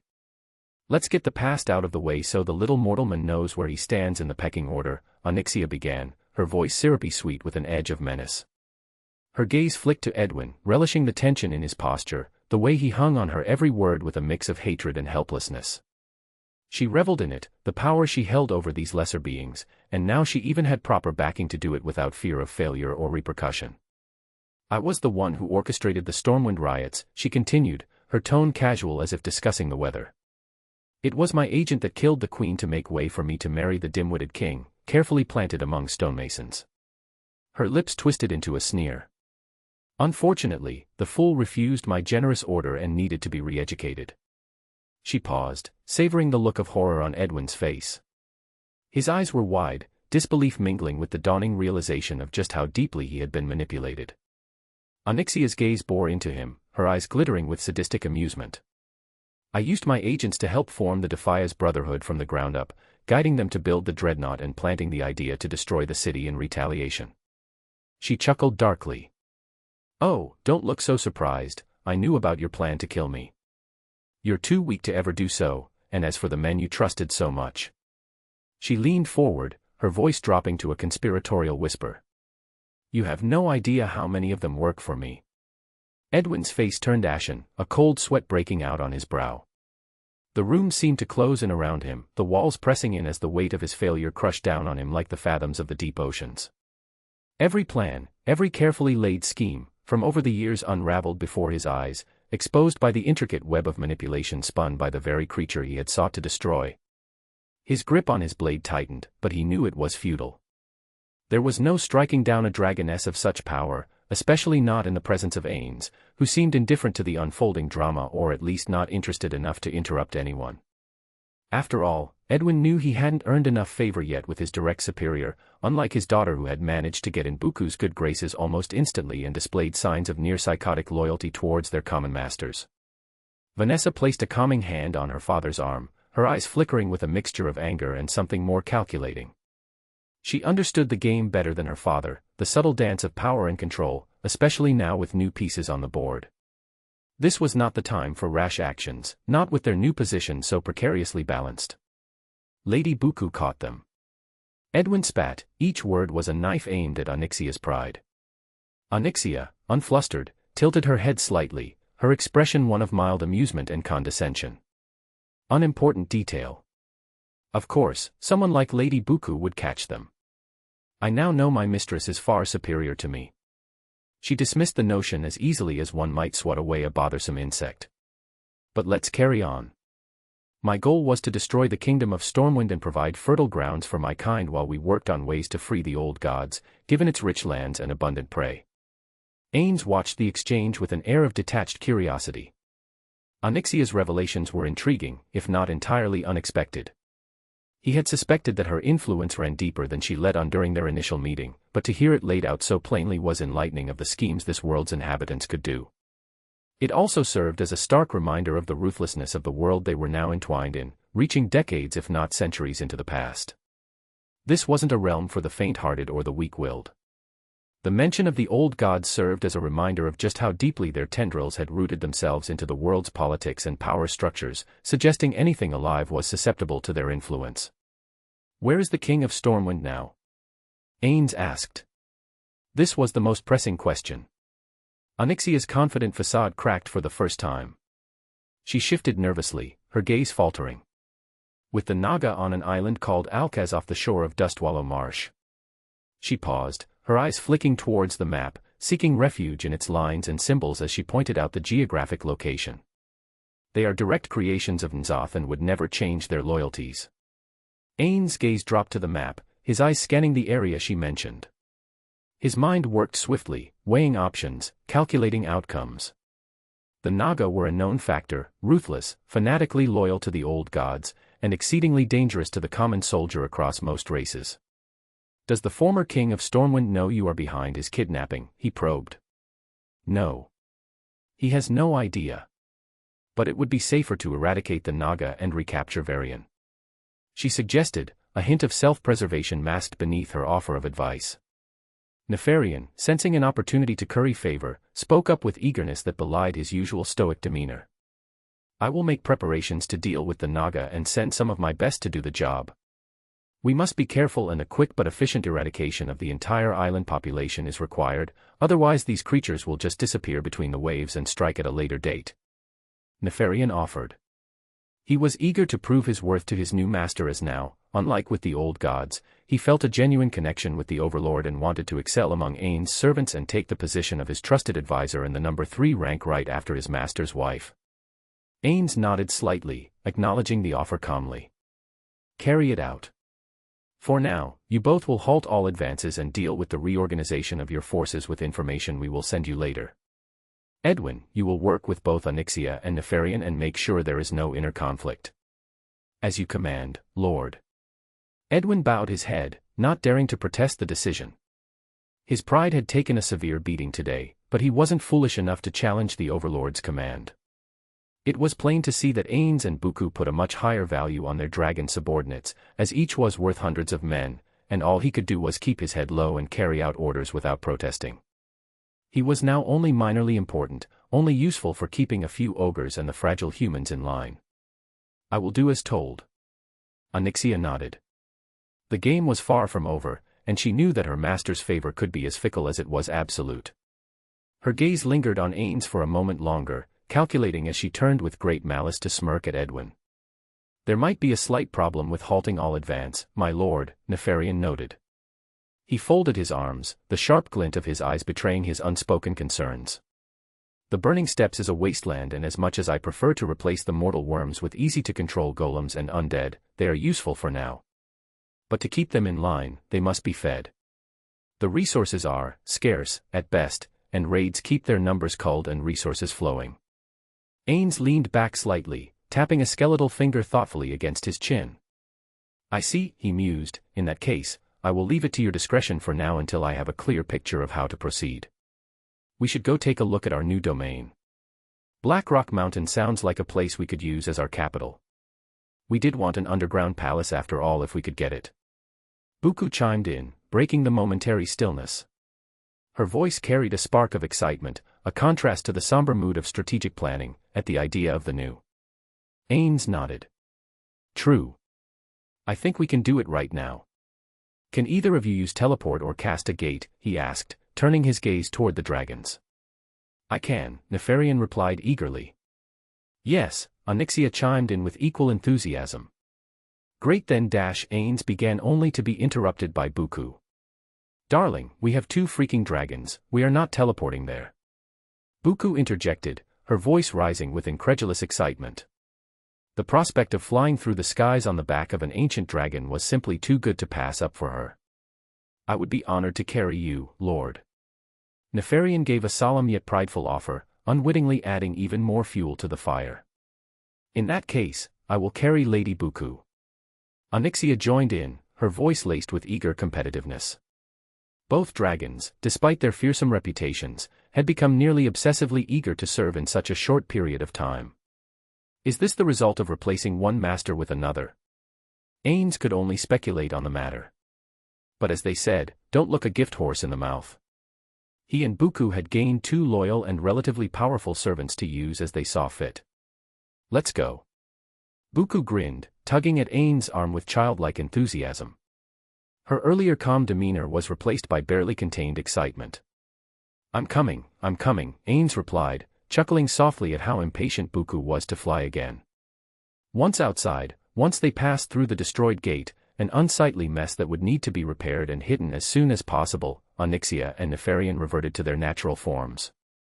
Ainz climbed onto Nefarian's back, gripping the jagged, bone-like spikes protruding from the dragon's neck. The texture of his decayed scales felt cold and brittle beneath Ainz's skeletal hands, but they held firm under his grip. Beside them, Buku excitedly mounted Onyxia, who appeared far more pristine in comparison to her undead brother. Onyxia's obsidian scales shimmered like polished onyx, catching the light as she flared her wings, eager to take off. With a powerful flap of her wings, she launched into the sky with reckless abandon, sending even more wind into the destroyed entrance. Buku let out a delighted laugh as Onyxia executed a sharp spiral, twisting through the air in a dazzling display of aerial prowess. Nefarian, sensing that Ainz wouldn't appreciate him showing off, took flight in a more level-headed manner with a single straight push, following his sister who was already making loops around them. The mistress and my sister seemed to get along well. Nefarian commented as both he and Ainz observed the dragoness perform all sorts of reckless tricks in the sky while Buku squealed in unrestrained delight, urging her to be even more reckless. Onyxia's antics were flashy and frivolous, the kind of behavior he had always considered beneath his more dignified nature while he glided around her. Seems so. Has your sister always been this reckless? Ainz asked as the pair whizzed by.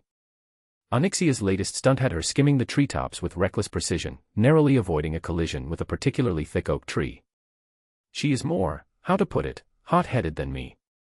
This reckless behavior is not too much out of the norm for her, but it is clear to me that Onyxia is desperately trying to butter up to the mistress. Nefarian replied with an annoyed grunt. All he could do was match his master's calmer and calculated demeanor, which came more naturally to him now as they were connected through the bond of a master and servant, coupling with his already calculating demeanor and new undead physiology. Ainz chuckled inwardly, finding a certain charm in the whole situation. Buku's got her match then. He couldn't help but suspect that Artemal might have had a hand in orchestrating the events and causing them to meet. His own servant seemed like a good match for him, as Nefarian provided a smooth and pleasant ride, moving through winds with ease and even shielding him with magic, almost too good. The landscape below them quickly transformed from the vast, golden fields of Westfall into the thick forest of Elven. Ainz sighed as Onyxia dove down and disappeared between the trees, only to re-emerge with a cow dangling from her jaws. She made a show of it, tossing the creature into the air and catching it in a single gulp, much to Buku's delight. "I do not require food anymore, master. Though a snack wouldn't hurt." Nefarian commented with a hint of envy in his voice. "Go on then." Ainz permitted, tightening his grip on the dragon's spikes. The mighty dragon dove down and flew just above the large trees with frightening mastery, soon reaching a tiny farm. There was a brief, panicked moo as a cow glanced upward, its eyes widening in terror, but it was too late. Nefarian's jaws closed around the beast with a crunch that resonated through his entire form, the sound of bones splintering and flesh tearing as blood flew past due to how quickly they were moving. "It's so rare I feast on cows these days. My domain has slim pickings when it comes to meat," the dragon commented. "We'll resolve that problem in due time," Ainz replied, assured, his grip firm as Nefarian's wings unfurled once more, catching the air in a powerful sweep that launched them back into the sky. Nefarian's speed was frightening, far surpassing the griffin he flew from Ironforge to Southshore, and was easily the fastest he had ever traveled besides through portals. As Nefarian gladly chewed on his treat, they reached a mountain range and flew up, revealing ashy plains devoid of vegetation. In the distance, a mountain that dwarfed everything Ainz had seen before slowly entered his line of sight despite the high speeds they were traveling. If hollowed out properly, it probably could put the great tomb of Nazar to shame with its sheer proportions, including all of its floors and extended rooms. The terrain below was barren, covered with little more than ashen winds and tons of gravel. In the distance, the massive form of Blackrock Mountain dominated the horizon, its jagged peaks stabbing into the sky like the teeth of some ancient beast. Rivers of molten lava snaked down its slopes irregularly, their crimson glow casting an eerie light across the place that flickered and danced like the fires of hell itself. Beneath them, the lands were teeming with activity. Orcs, both green-skinned and gray-skinned, flowed like swarms of insects across the ashen plains.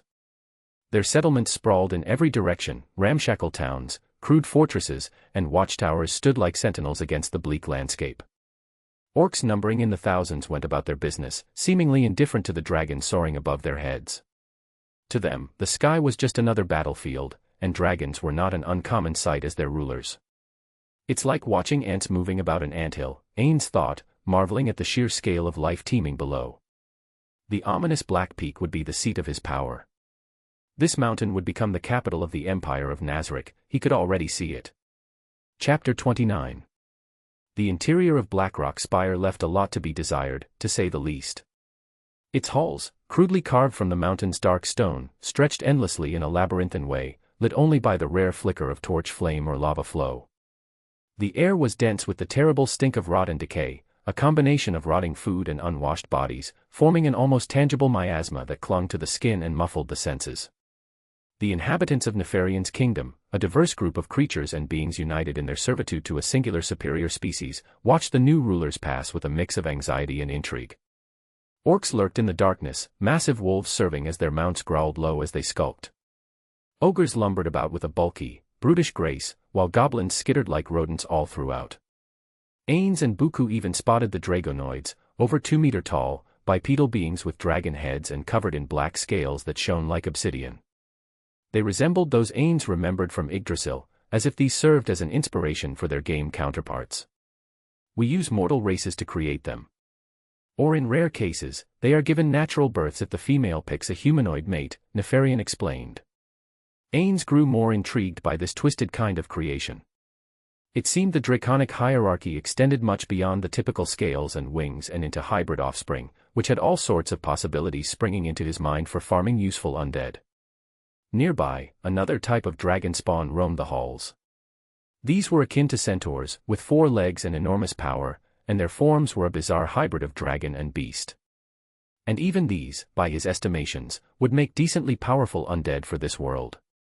The farther they went into Blackrock Spire, the more it became clear that the structure was a jumble of haphazard construction made over the years, a patchwork of crude tunnels and chambers that had been built and remodeled with no regard for shape or grace, purely for dragon and dragonoid functionality. Nefarian's lair was enormous, containing tens of thousands of creatures, yet it lacked artistry and creativity. If the Great Tomb of Nazar was an expansive masterwork of terrifying elegance, this was a rough draft, a crude sketch scratched on the back of an extremely large napkin. Their last stop was the throne room, perched precariously on a balcony that jutted out from the mountainside. Ainz could see the tactical benefit of a dragon's vantage point, the ability to leap to the skies at any moment. However, from a defensive sense against virtually anything, it wasn't ideal in the slightest. A direct assault by an aerial force or particularly long-ranged projectiles could effortlessly penetrate the area in question, leaving them defenseless. Nefarian may have ruled by terror and raw violence, suppressing any possible threat of anyone reaching the area through blood and claw, but Ainz wasn't one to leave such obvious flaws unaddressed. Buku commented, "I think we'll need to rebuild the whole city." Her tone was disapproving. Her gaze moved around the throne area, taking in the jagged stone and lack of aesthetic concern.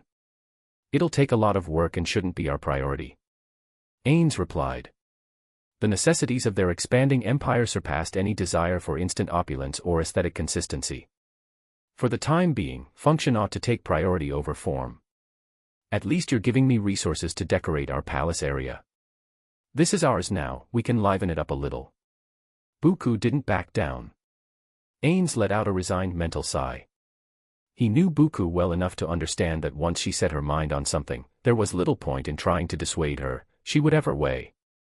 "As long as you don't go overboard, you can do whatever you want with our living space, but don't forget to vet our new servants as well." "Don't worry, darling." Buku's voice softened slightly, an almost affectionate tone creeping into her thoughts. "I don't plan to slack off. I know how important it is to start things right. I know we're not taking a vacation for a few years until things are under control. Speaking of which, do you want me to free the rest of the dragons or will you try it yourself? You know how to deal with the living, so I'll leave it to you. Even weaker dragon spawns are more useful than a singular undead." Ainz saw no reason to mistrust his wife. She was the closest person to him, his partner in all things. The thought of betrayal from her wasn't even a distant possibility in his mind. "Got it." Buku replied and turned her attention to Nefarian, who had been silently following their exchange, walking beside them. "Gather all dragons for me. I will remove the old god's influence." "As you command, Lady Buku," Nefarian replied, bowing. "How long will it take?"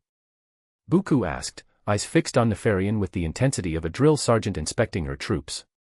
"At least 2 or 3 days, Nefarian replied thoughtfully, his eyes flicking toward a distant section of the spire.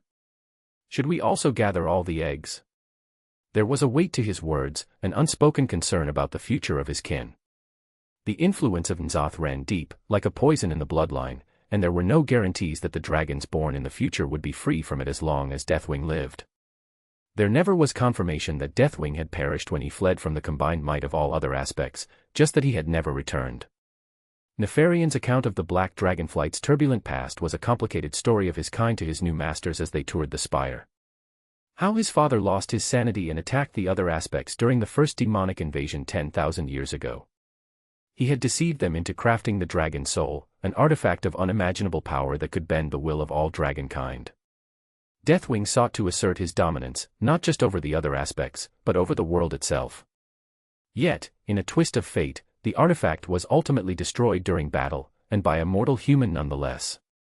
It was then when he was left in charge of the greatly diminished Black Dragonflight and needed to find a way not only to rebuild but to make his kind thrive so he could rule alongside the old gods when they broke free and remade the world in their image, gaining the power to rule over all living mortal races.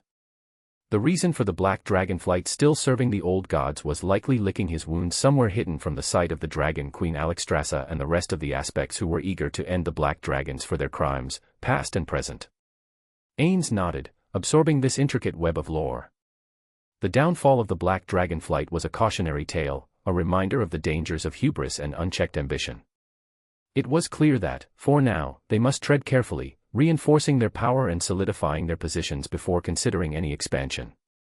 I think it will be safer if we keep them deep in the spire and fortify the place. With all that can go wrong, I prefer to build a proper defensive force before we dream of expanding. There's always a chance that others of our kind are walking this world, Ainz declared. Understood. Onyxia, gather your eggs and deliver them here. Nefarian bowed again and then barked an order at his sister. The command was met with a hiss from his sister. Onyxia's eyes narrowed as she turned to glare at her brother, showing no desire to listen to him. I heard what the master said, she retorted, her voice dripping with defiance, not wanting to be seen as lesser than her brother and take orders from him. Reminds me of certain siblings. Ainz playfully made a comparison. The dynamic between Nefarian and Onyxia bore an uncanny resemblance to a certain pair of brother and sister he was familiar with. I doubt we'll be at each other's throats any time soon, even if we get him here tomorrow. Buku's response was softer, touched with a note of melancholy. I miss the bastard. She might not have outwardly shown it, but the thought of her own brother, left behind in their world, a world now so far removed from this one, weighed heavily on her.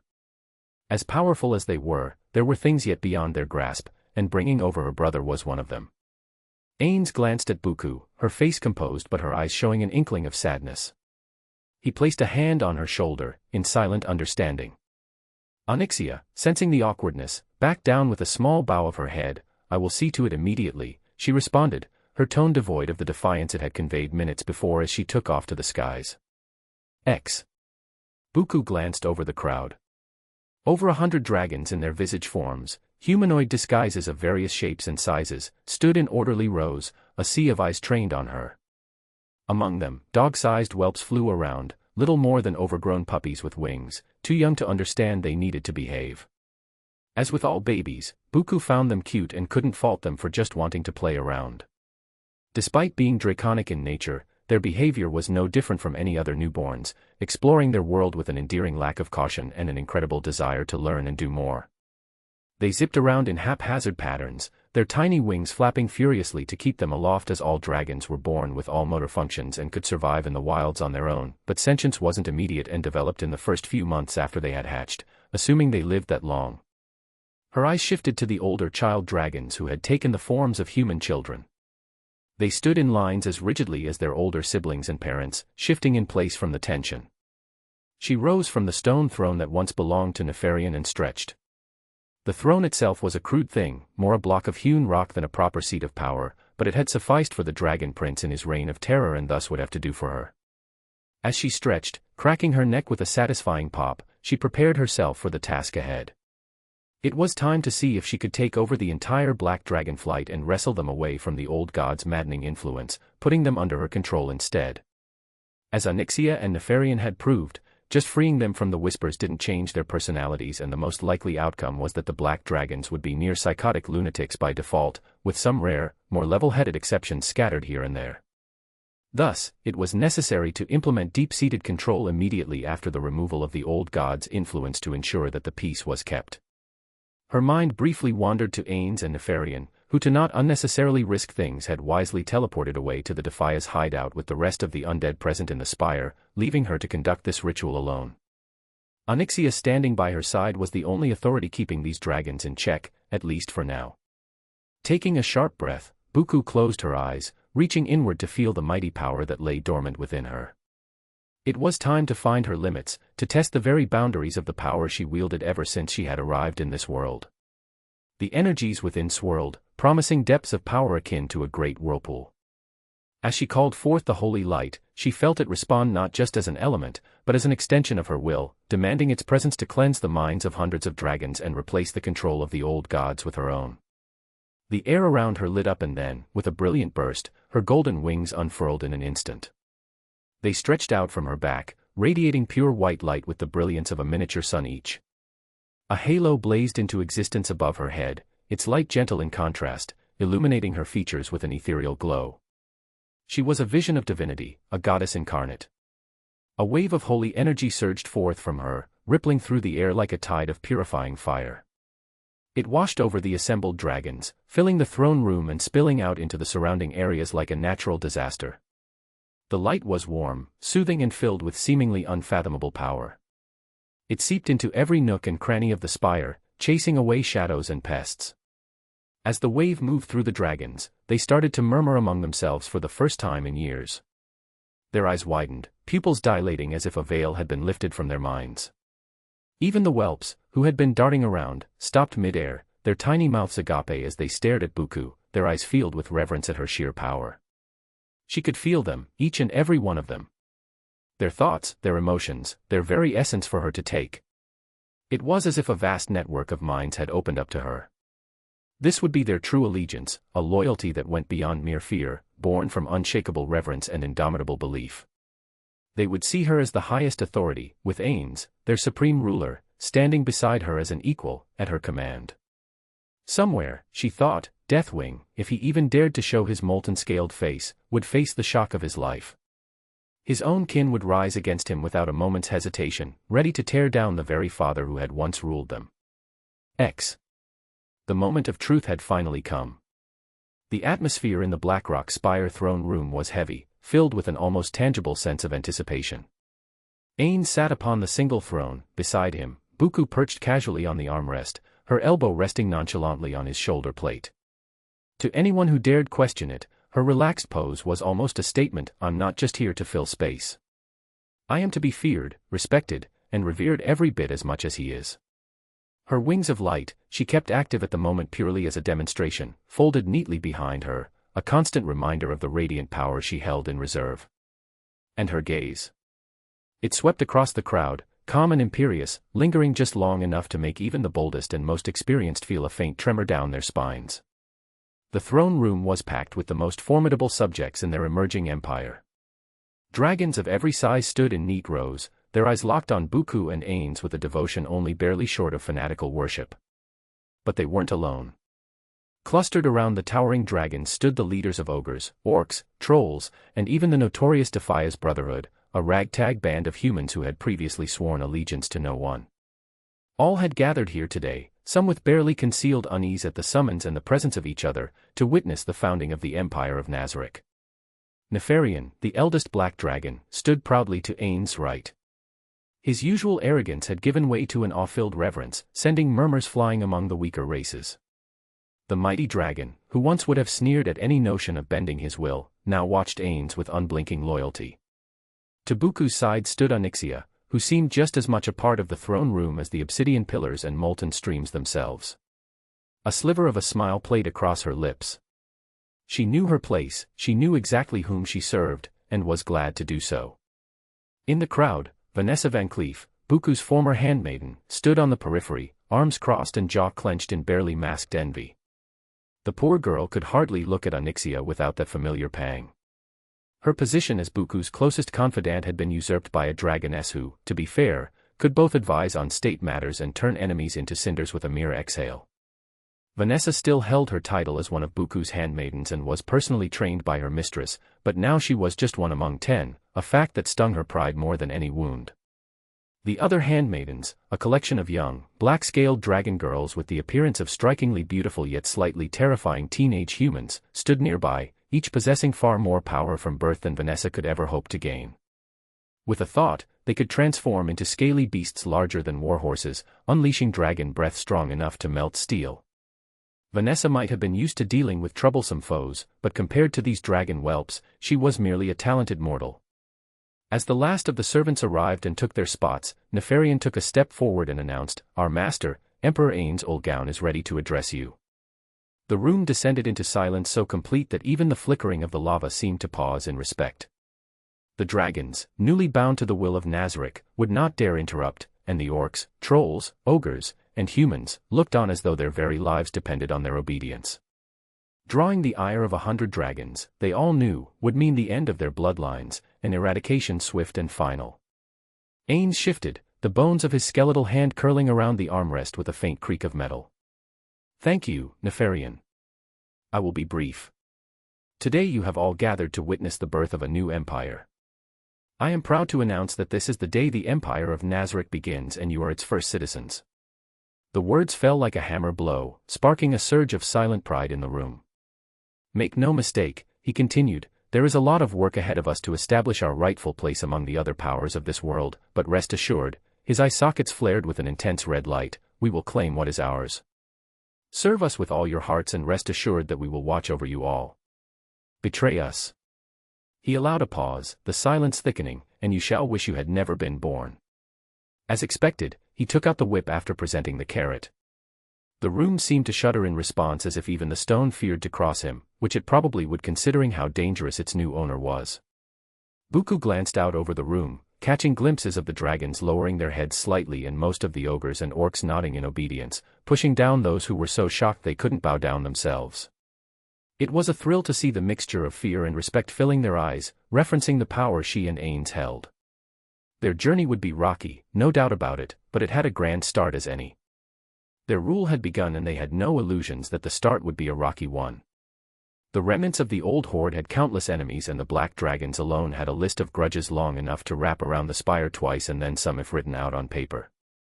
But the room pulsed with conviction now, conviction to follow their new rulers who could take them beyond what they had had under the old leadership.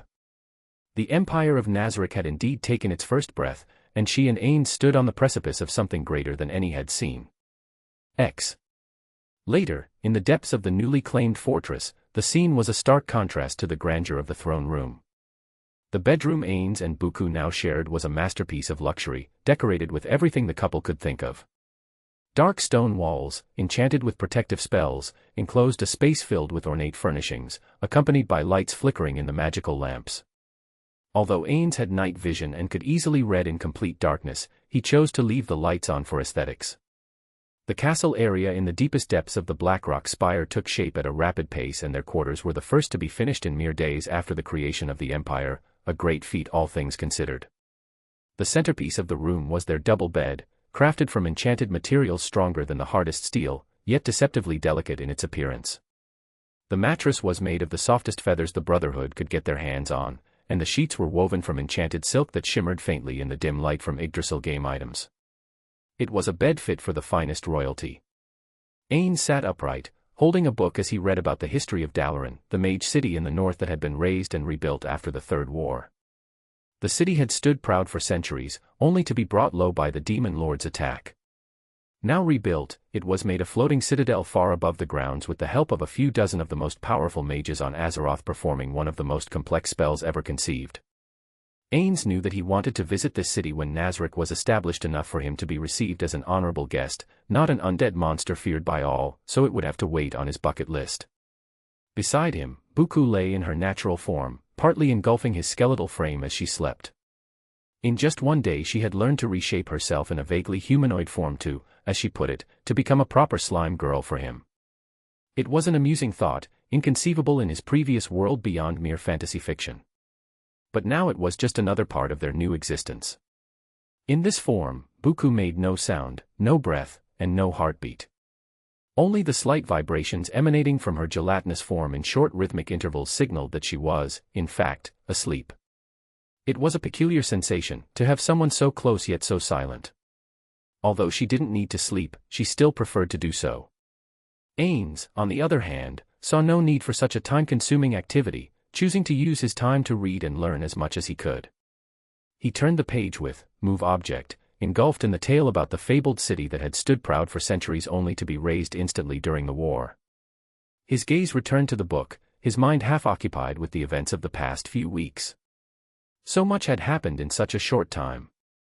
He and Buku had become more than human and were tossed into this new world filled with magic and wonders. They had accomplished their first goal, they had formed a nation to rule over. And that was just the beginning. The empire of Nazar was still in its infancy, and the challenges it would face were many. Enemies loomed on all sides and allies were scarce in a world where power was the only true currency. So much needed to be done to ensure they kept what was theirs now, and so little time to do it. Then there was the matter of Itsuki. They still needed to find a way to bring him into this world. And what of the abilities that were either still unexplored or locked away by the mysterious entity, Artemal? Ainz had no doubt she watched their every move. Her motives and desires were as puzzling as they were threatening. The knowledge that there existed a being far above them in terms of power and knowledge was a constant reminder of the precariousness of their position. He could only hope she was entertained enough to not think of making their lives even more difficult. She surely could in a heartbeat if she wanted to. Ainz closed the book with a soft thud, setting it aside. His eyes glowed in the dim light as he stared into the darkness beyond. They were the supreme beings of Azeroth, yet they weren't invincible. How the twists of fate turned out, only time would tell.